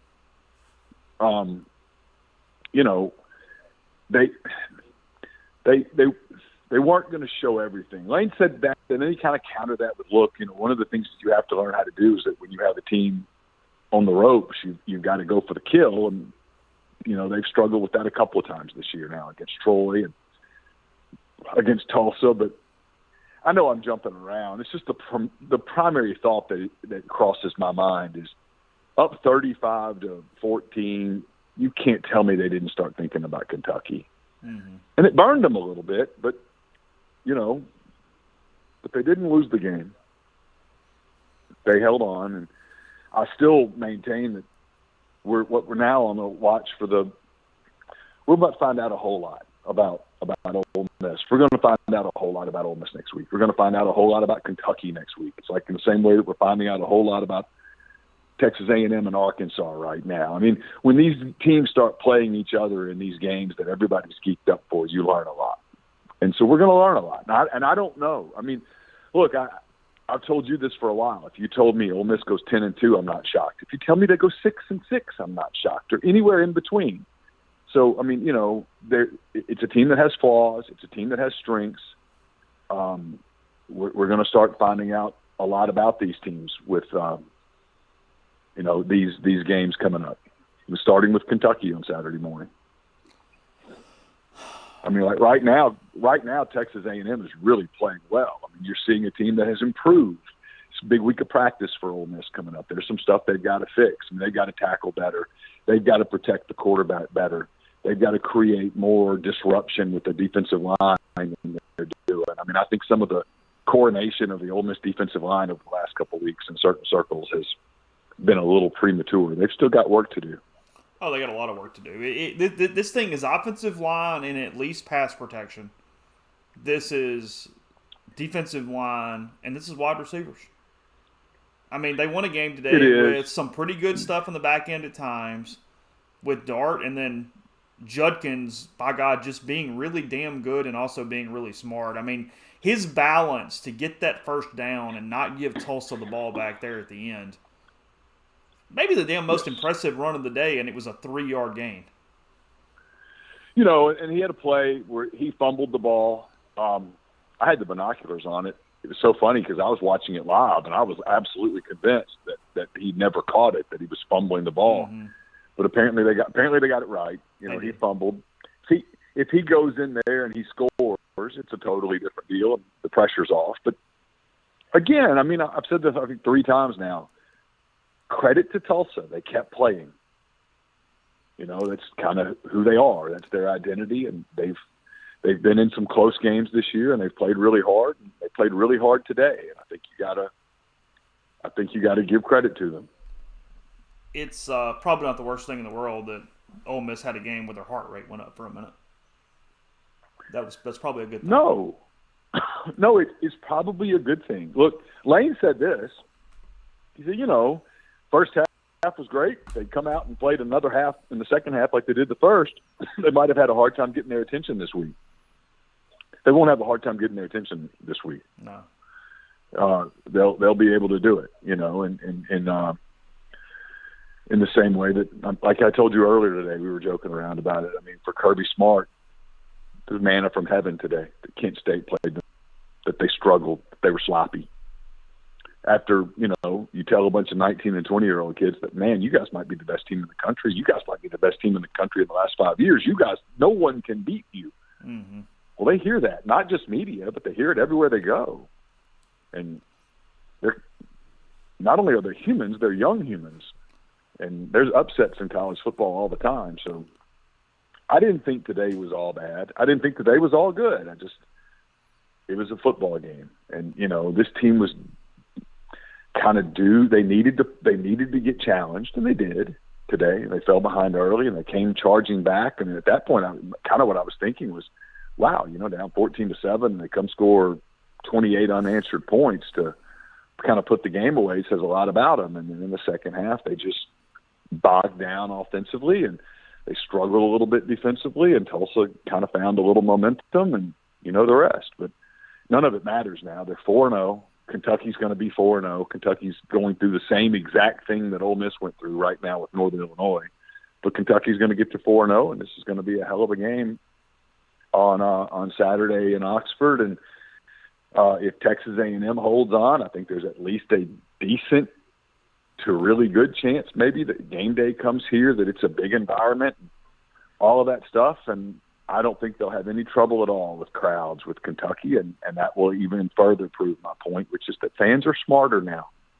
And so we talked about this at the beginning, and I just think there's a lesson to these college athletics departments, administrators, that moving forward, when these new deals get done, when Texas and OU join the league and you go to a 9-game conference schedule, that you need to keep that Power 5 game. You need to limit the number of these games to 1 a season, no more than 2 a season. I just don't think you can fool the fans anymore. Yeah, I think it's a 2-game list if A&M wins today. It's Clemson, North Carolina State, and Ole Miss, Kentucky. And my gut says Clemson, North Carolina State, but I mean, hell, I don't know. I don't know how they choose that.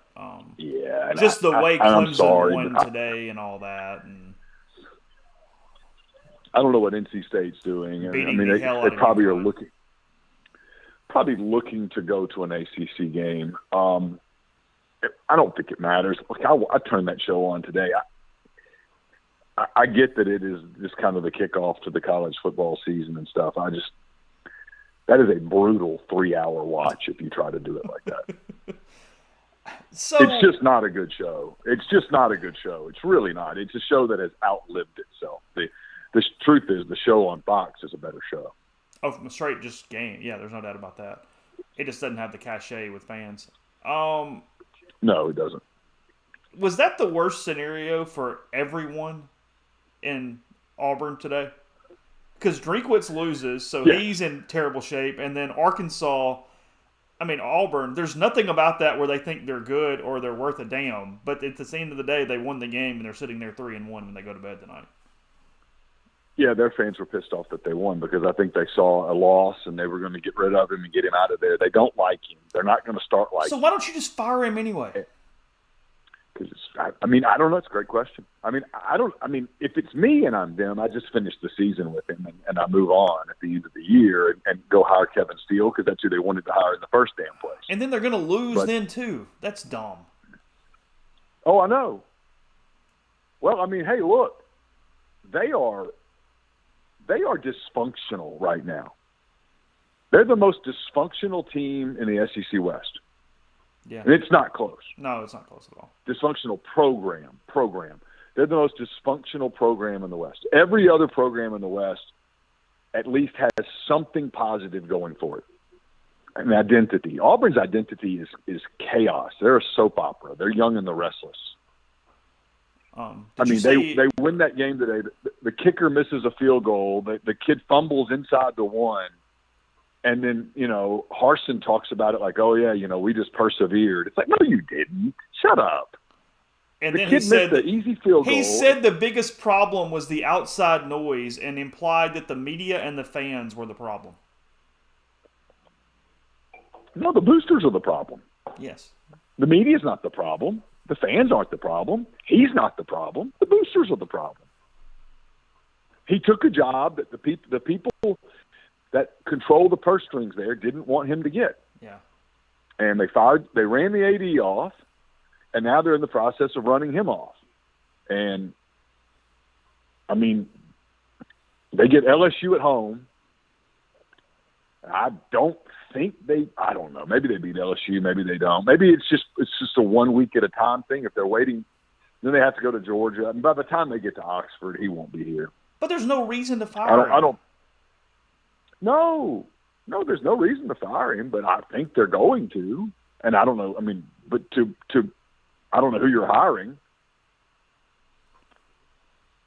Did he catch that? No, out of bounds. Okay. He caught it, but he was out of bounds. Yeah, I mean A&M had 2nd and 30 a second ago and picked it up. They've really played. A&M's played really well since the Jefferson play. Mm-hmm. I mean, a lot of is a legal procedure. A lot of credit to Jimbo. I mean, it's like people writing them off. It's like there's a lot of talent on that team. Got to be careful. And then Miami today looked terrible against Middle Tennessee. Well, and Van Dyke got pulled, which tells me that what you and I talked about over the course of the week, we got it right, that something was wrong. Mm-hmm. I just didn't think the ball came out of his hands in College Station very well. I said this before I got you on. I mean, college football is goofy in the way that just take it week by week for everybody. Just win the game and move on and worry about the next one because everything is so emotion and matchup based in this sport compared to everything else. I mean, you look at Michigan State got absolutely trucked today by Minnesota. Just trucked. Hey, credit to Nick Suss. Nick Suss before the season said Minnesota was a 10-win team. Did he really? And the reason he gave was that Minnesota's full of a bunch of 24-year-old kids. They've got like more 6-year COVID seniors than anybody else. Mm-hmm. And I mean, hey, credit to Nick. I think he's right. I think Minnesota's going to win 10 games. Fleck is not a bad football coach. No, I mean, Fleck's a really good coach. I know he had the weird one year. bad Was it season. during COVID or the other one? What year It was was the bad? weird COVID year. Okay. COVID. 23-14 A&M now, 3:48 to go in the third. Yeah, they had the weird COVID year. But like Penn State had a bad COVID year. Indiana had a great COVID year. I think the one thing I think you could take from the COVID year is that you can't take anything from the COVID year. Mm-hmm. That it was such a weird year that you almost have to just throw it out. It's also what elevated A&M. I mean, they went 9-1 or whatever. It did. It got people to think that, here they come. It turns out, well, no, they just sort of maybe navigated COVID or better than everybody else. So they navigated some of the weirdness better than everybody else. Sorry, I was telling my daughter good night. I heard. Yeah. It is 8:30. It's her bedtime, probably. It is. Well, they'd gotten out of the house. That's her bedtime, and meanwhile, mine are in Arlington. Still, they are not at God the only game. knows how Are much. they? No, they're there. Oh, they're actually still at the game. They're there.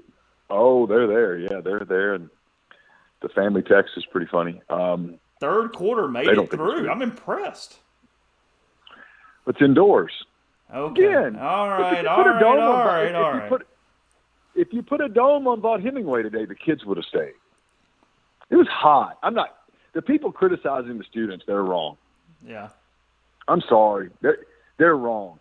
They put the kids the Ole Miss kids in the absolute hottest part of that stadium and made it where for them to get in, they've got to go an hour early. And it was brutal at 2:30, 3 o'clock. I mean, I was there. I got to the stadium at 2 o'clock. And when I got to my seat, I looked over there, and they're all fanning themselves. I mean, come on, man. I mean, you want the students to stick around? I mean, you got to give them something. You stick them right in the middle of the heat. Mm-hmm. It was hot. I probably got a little more work to do. I'll let you go after this. Tennessee, Florida. What's your takeaway? A little pissed about the late cover. That was glorious. Glorious. Yeah, I didn't just like that. Good. God, I think what you saw, though, all jokes aside about our stupid little Meals Fix deal, I think what you saw is that it's two programs that are in pretty good shape. Two programs that have pretty good coaches at the helm. Tennessee United. I think Tennessee is pretty optimistic about where it's going as a program, and I think the people who will tell you that Billy Napier is going to do a good job at Florida, I think they point it today and go, see? Because they could have kind of gotten blown out there today, and they didn't do it. They figured out ways. And it's two programs that are recruiting well. And look, the league's tough, and the league's only going to get tougher. It's going to be a wake up call for our boys in Austin. I'll tell you that. they're in for a wake-up call. What they saw in Lubbock today, you get that 6-7 times a year in the SEC. Yeah, I really shed a tear for them today when they had a hard time in Lubbock. That was a tough day. I know you did. Yeah, I know, just awful. Now look, college football is a head coach and quarterback sport, and Hooker was the better quarterback, and Tennessee won the game because of that today. Richardson was fine. Hendon has played really well this year. He has. He's had a really good season. He's a good quarterback, and they've got a good scheme built around that they use that he fits into, and he's played well. It will be a disappointment if they don't go 10-2. Yeah. Their game October the 15th against Alabama is going to be fascinating. Yeah. Because it's a free shot for them if they'll take care of business. And who knows? I keep thinking somebody is going to get Alabama this year at home. Whether it's I think they lose a game. Whether it's Tennessee or there's 4 of them. They got to go to Fayetteville, Knoxville, Oxford, and Baton Rouge, and it just feels like one of those bites up and gets them maybe. Mm-hmm. Seeing here on the stream, a running back for Kentucky is hurt. Who is it? Is it Smoke? Yeah, I don't know. Probably Smoke. Okay. It's a big drive right here for Arkansas, and you got to at least get 3, or it feels like this one gets out of control for them. Yeah. So, all right. You got to call them up. This is a good uniform game, by the way. This is a good. Yeah, I got to call them up. I've got to know. Yeah, this is a really good uniform game. I like this Arkansas white thing. This is good. They should make this their permanent road. Yeah, they should go with the white helmet on the road and the red helmet at home. This is a good look. And A&M's, when A&M just goes basic like this is a really good, solid home look for them. I'm not used to this Arkansas helmet, but I think I like it better than the red helmet. Period.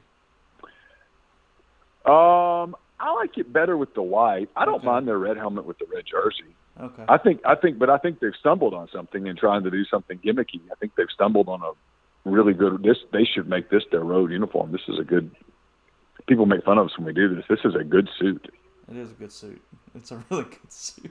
Like, yeah. Should have caught that. Okay. I'm going to play behind you because of my streaming. So. Anyway. Well, KJ's doing that thing. Jefferson's doing that thing where he's a beat late on his throws. Mm-hmm. That's just who he is. It'd be interesting to see this offense if you had a quarterback who was almost as physical as he was, but was a little bit more effective in the passing game in terms of from a timing standpoint. I think it'd be pretty dangerous. Ole Miss has got a while before they get to it, but we talk about matchups. I think they actually match up with Kentucky pretty well on Saturday, relatively. Arkansas is that weird one because if they tackle like they did today, Jefferson will be a hell of a load. They've got to tackle. Yeah, and now it's maybe an anomaly. It's 1 week, but we'll see. I think Ole Miss and Kentucky. We'll talk about this all week. I think it's a cool matchup because I think both teams do some things well that the other doesn't do well. I think it's going to be a really good football game. Mm-hmm. I really do. I think it's going to be a really entertaining football game. And, I kind of think Ole Miss is going to win it. I really do. I've told you that for a while. But I think it's going to be a hell of an entertaining game. Yeah. Yeah, NC State currently 31-3 over UConn. So that's where I saw that. Anyway. All right, call them up. Saw some notes, observations, and whatever is left. So enjoy that. We'll be back Monday morning. Okay. Right. See you, Chase. Later. Was Neil McCready with us? Appreciate his time. Again, pretty had a full day there. He was at the game and then talking to us for a little while. Yeah, we will have plenty of Ole Miss Kentucky over the course of the week. We'll talk about Ole Miss Kentucky so much that all of you guys will be tired of that at that point. Real Gear, thanks for the super chat. It says there's an argument in the thread today about game planning for games like Tulsa. What kind of game planning is there, and what good is vanilla if you lose? Yeah, I mean, of course you've got to win the game, and I think it's more of, you script, and then you kind of are vanilla unless you need to not be vanilla. Is I think the way I would play that out. Look. Yeah, if it gets down to it, you got to do whatever the hell you got to do to win. I mean, that's by far the most important thing. Don't get me wrong, but I don't think Ole Miss was in some situation where they were trying to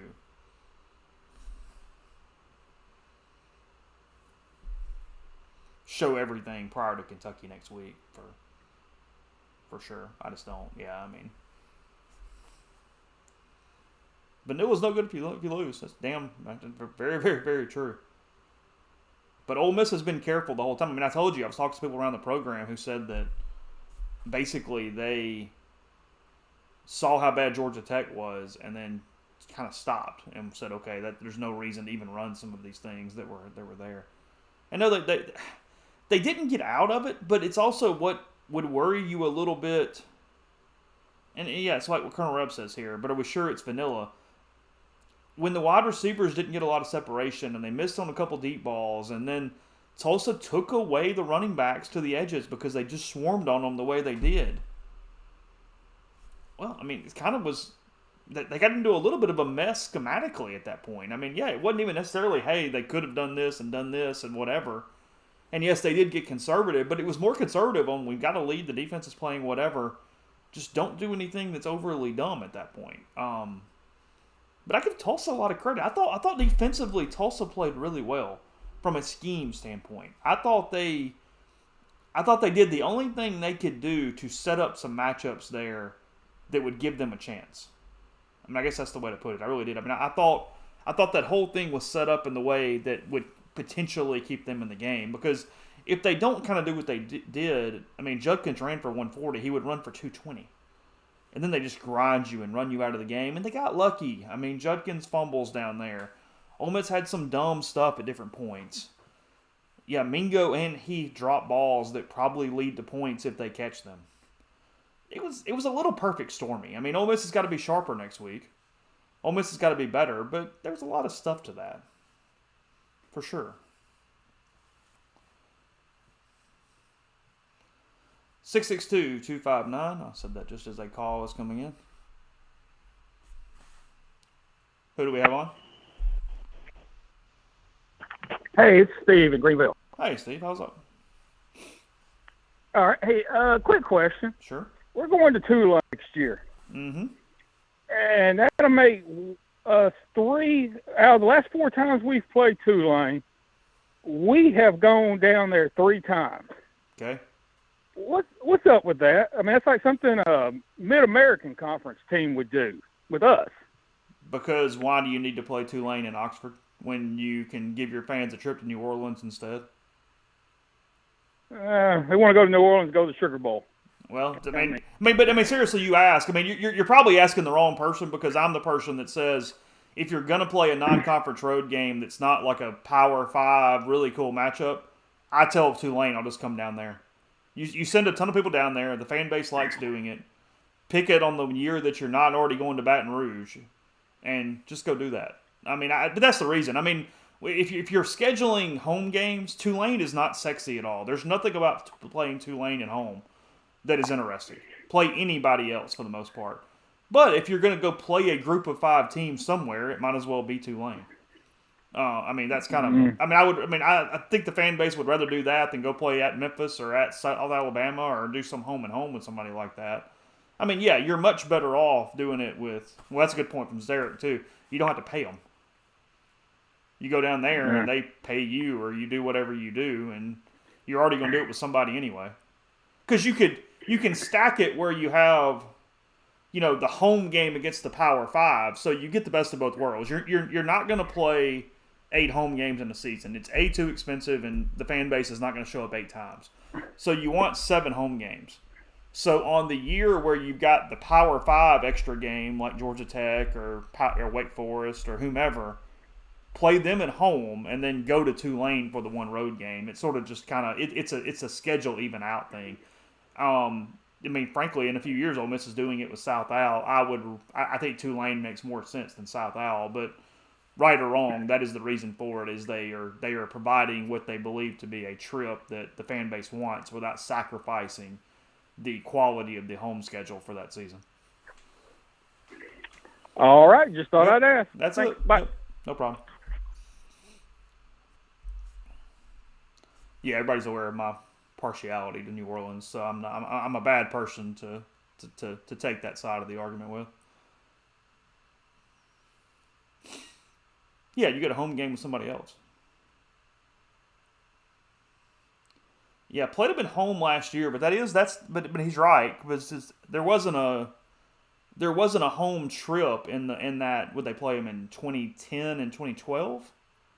Is that right? Was there a Tulane home game at any of that point?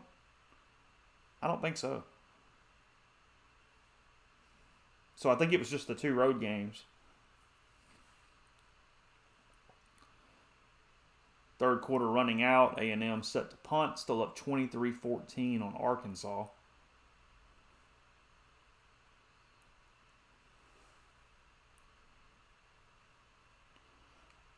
Memphis Rebel says, expect some hurt feelings this week in practice. He's definitely has enough to get their attention. I mean, was this his Tell the Truth Monday or whatever it is? I mean, there's ammunition in that film. Much more than had they won 49 to whatever. I mean, there's no doubt about that.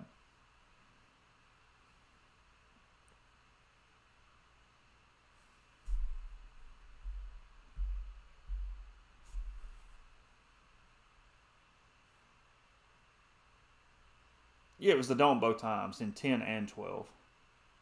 It's going to be a little tougher ticket. I mean, Tulane has that schedule. That schedule. I was reading the comment below it. They've got that stadium on campus now that it's pretty good. But it's going to be a little harder ticket. It's a small stadium. Ole Miss is used to being able to take as many people as they wanted. Tulane is going to show up at home for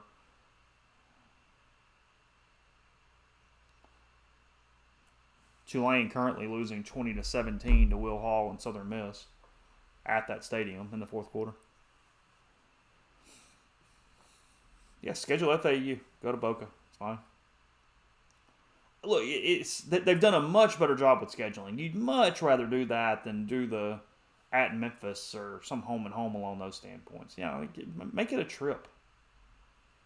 Yes, 2012 was when Bo hurt his shoulder. He dropped it and was trying to run over a linebacker. That is correct. I don't know that I like Lafayette, but I don't think it makes a lot of sense to play a road game there. I don't think that's enough of a destination for any reason. I think even Mobile makes more sense than Lafayette from that standpoint. I mean, you guys know that have been around my partiality to French Press and the brunch place down there, but no, I don't think that makes sense for a football game. Yeah, there's just not a lot to do. There's a little bit of a neat downtown. There's a couple good restaurants, but that's not some destination. It could be wrong, but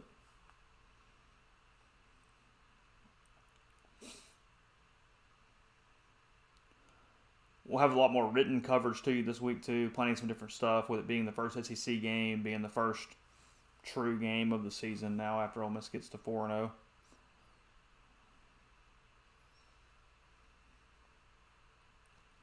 Yeah, I mean, Tampa and South Florida is fine.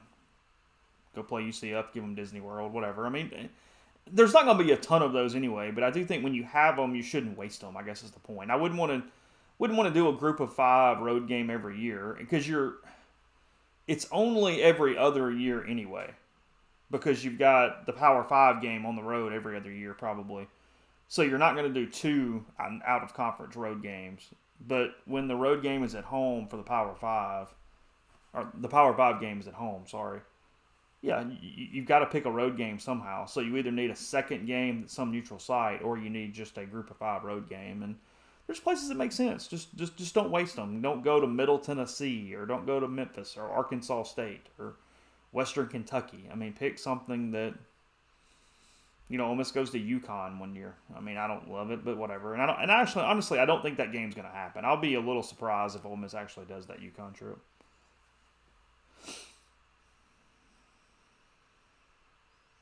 Memphis Rebel is a good point. They're adding an extra conference game, so you're losing one of these games soon. So this could all be a moot point in some ways.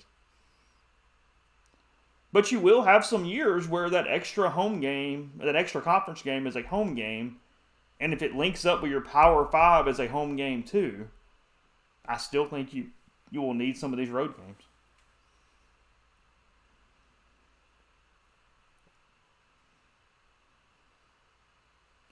In the fourth quarter now in college, or in Dallas, A&M leading 23-14 still. Arkansas with the ball on their own 33 at the moment. Again, I'm probably a play behind most of you guys because I'm streaming the game.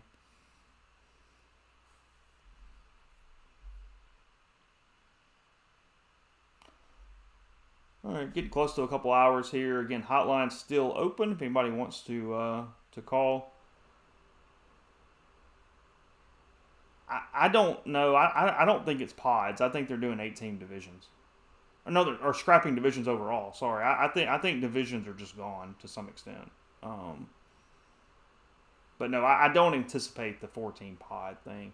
At least from the stand, there might be some scheduling, because the way the scheduling model works, it's 3 permanents and then 6 rotating. So, for Ole Miss, I think the model was Mississippi State, LSU, Vanderbilt. So you'll play those 3 every year, and then you'll rotate the other 6. And then that opens it up where every 2 years you play every team. And over a 4-year period, you're home and away with every team. I mean, because right now that's a 12-year period to get home and away. So even though they've added 1 game and added 2 teams, you're doing a whole lot more of playing everybody more often. So you're going to play Florida every 2 years. You're going to play Texas every 2 years. Oklahoma every 2 years. Georgia every 2 years. But then you're also, the sacrifice is Arkansas and A&M. You're not going to play every year. You're going to only play them every other year now. So, I mean, look, there's a change, but I like the schedule. I mean, the 3-6 model makes a ton of sense to me. I get that some teams are losing some rivalry games or games they really, really like, but I think it makes sense. To me, it's more interesting. Because it is I mean, you're in the same conference, but you hardly ever play Tennessee. Hardly ever play Kentucky, Florida. Yes, I mean, Benny's right. All the schedules are going to be rearranged when Texas and Oklahoma get there.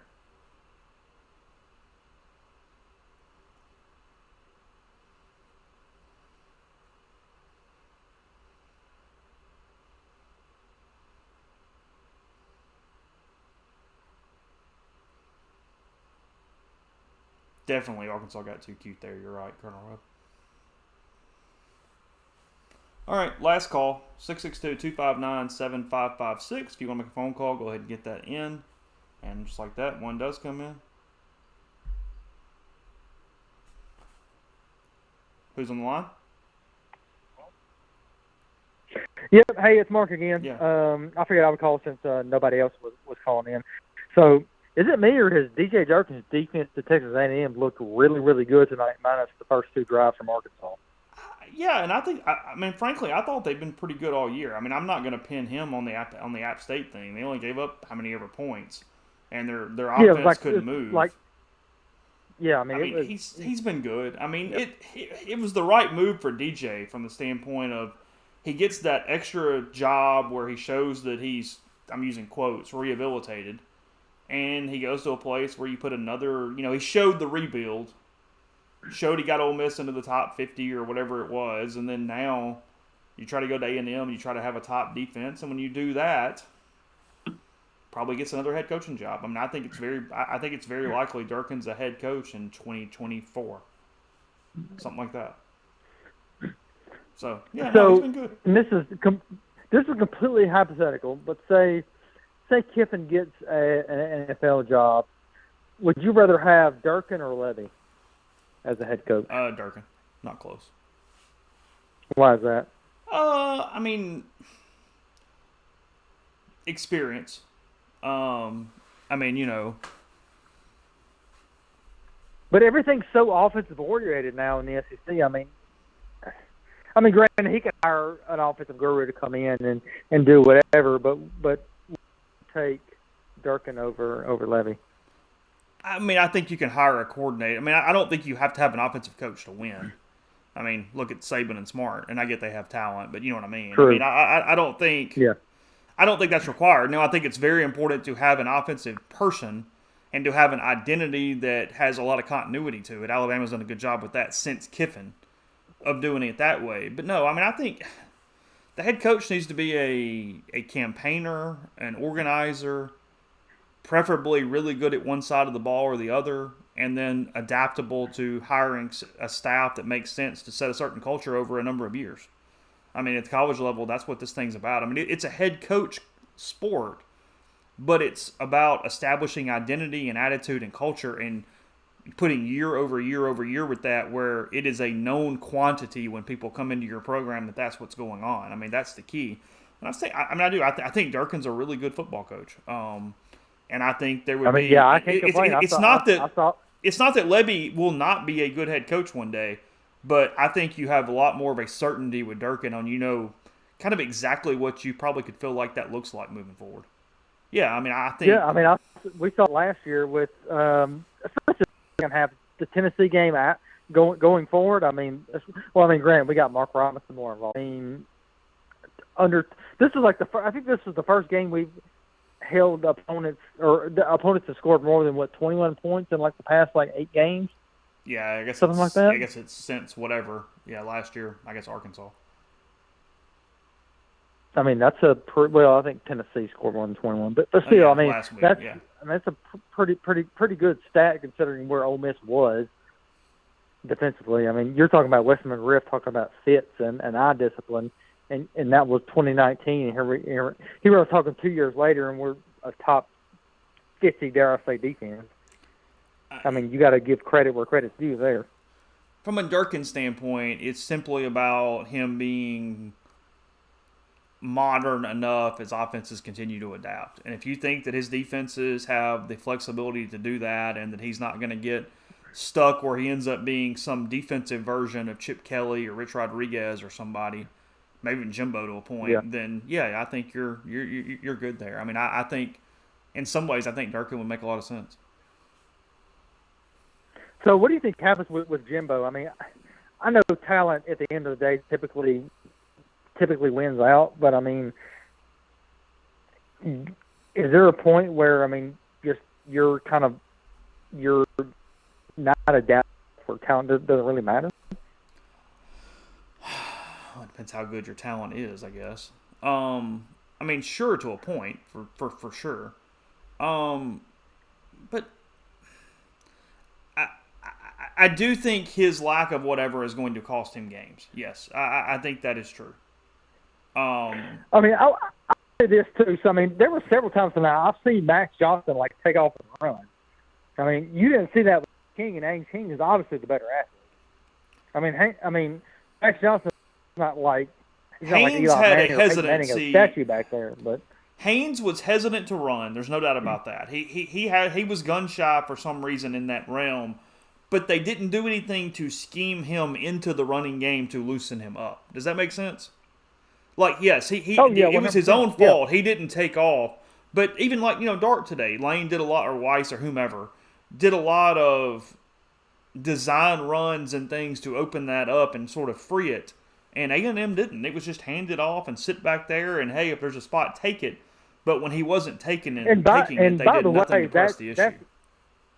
And by the way, extremely dangerous. I don't know that I would want to do that 20. I mean, Dart ran, 11, 12 times for 116 or whatever? Yeah, 13. I mean, I get it. I mean, I wouldn't have done that against Tulsa, but if you have to do that to win against Kentucky, I mean, I kind of get it. But to me, at the end of the day, that's not going to end up winning. That's not going to be beneficial for you long term. Right. No, that's going to get you hurt. Yeah. I mean, your backup quarter. I mean, Altmaier and Dart. I mean, okay, Dart's kind of better arm. I mean, as far as speed and athleticism, Dart's probably a little bit better. But I mean, kind of splitting hairs in my opinion. But you get past those two. I mean, you got Kincaid Den. I mean, he pretty much is a statue. No, it takes a certain type of quarterback, but it is also the type of quarterback that operates the best in this scheme in this offense. It's frankly almost required at this point. So, All It right, is what it well, is. I'll let y'all go. I'm watching the rest of this A&M Arkansas game. Y'all have a good Okay. night. Thank you. All right. Yeah, look, I mean, Kiffin can scheme quarterbacks that don't run like that, but I am sort of used to seeing it. I mean, the way it goes, it does seem to operate the best. Well, they get the first down, 1st and goal here for Arkansas.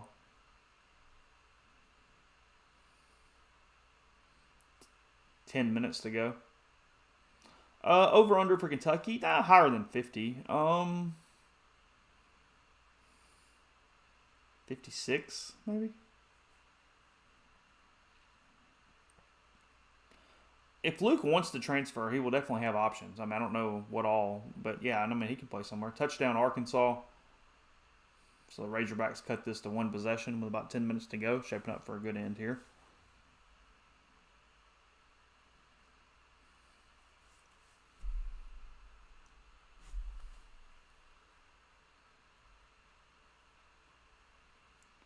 Yeah, anything low 50s would be a little low for me. I would expect something a touch higher on over-under for Kentucky.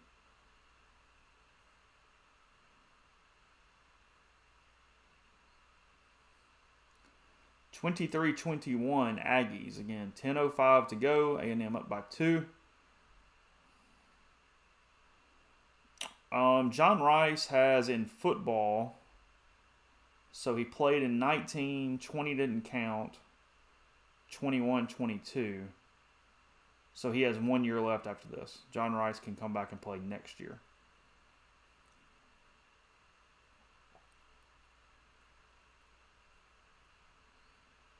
Yeah, he ran right in. 23-21 Arkansas. Iowa Rutgers hit the over, Denny tells us. There's a win for you. Took Iowa scoring a lot of points for them, but they got it there.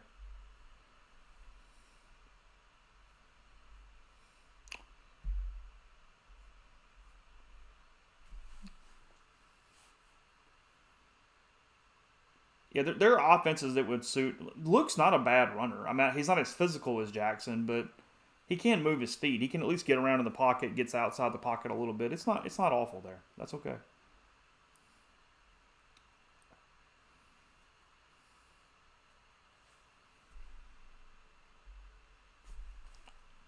All right. Give a little last call. Not getting anything on the hotline. Again, 662-259-7556. Normal week of podcasts. Again, look, as I was saying a second ago before we got the call in, a little more written content this week. Got Kentucky coming up, so we'll hit some things harder that, frankly, we sort of had planned, or I had planned for SEC games anyway, but this is the first one, and it's like quite the big one there. So more coverage even than you're used to. Normal podcast week. Couple different extra potential interviews or shows coming up that I've either got scheduled or potentially on the horizon for this week as well. 11 o'clock Saturday, Kentucky and Ole Miss. Again, Ole Miss knocking off Tulsa 35-27 today. They got the win. 4-0, that was the point. We'll see what some of the injuries are. It didn't sound like any of them are that terrible. Given that Lane doesn't say much, it seems like at least there's some optimism around most of the guys who got hurt in that one. So 35-27. Appreciate Jeffrey, Neil, Brian for coming on with us, giving us time. Reddick, typically if it's a coin flip, I'd rather A&M lose because that's much more fun on the internet. Multiple websites that I can peruse after an A&M loss. So that's an easy way to get going with that one. So appreciate all you guys hanging in tonight. We'll chop it right there. Again, Ole Miss 35, Tulsa 27 here on this Saturday night. Again, Ole Miss getting to 4-0, first time since I guess 2015 for that one. So for Neil, for Jeffrey, for Brian, and everybody who's hung in with me, we'll be back next week, just a few minutes after the end of the game. Ole Miss and Kentucky, the huge one finally getting here. So appreciate you guys, and we'll talk to you again very soon.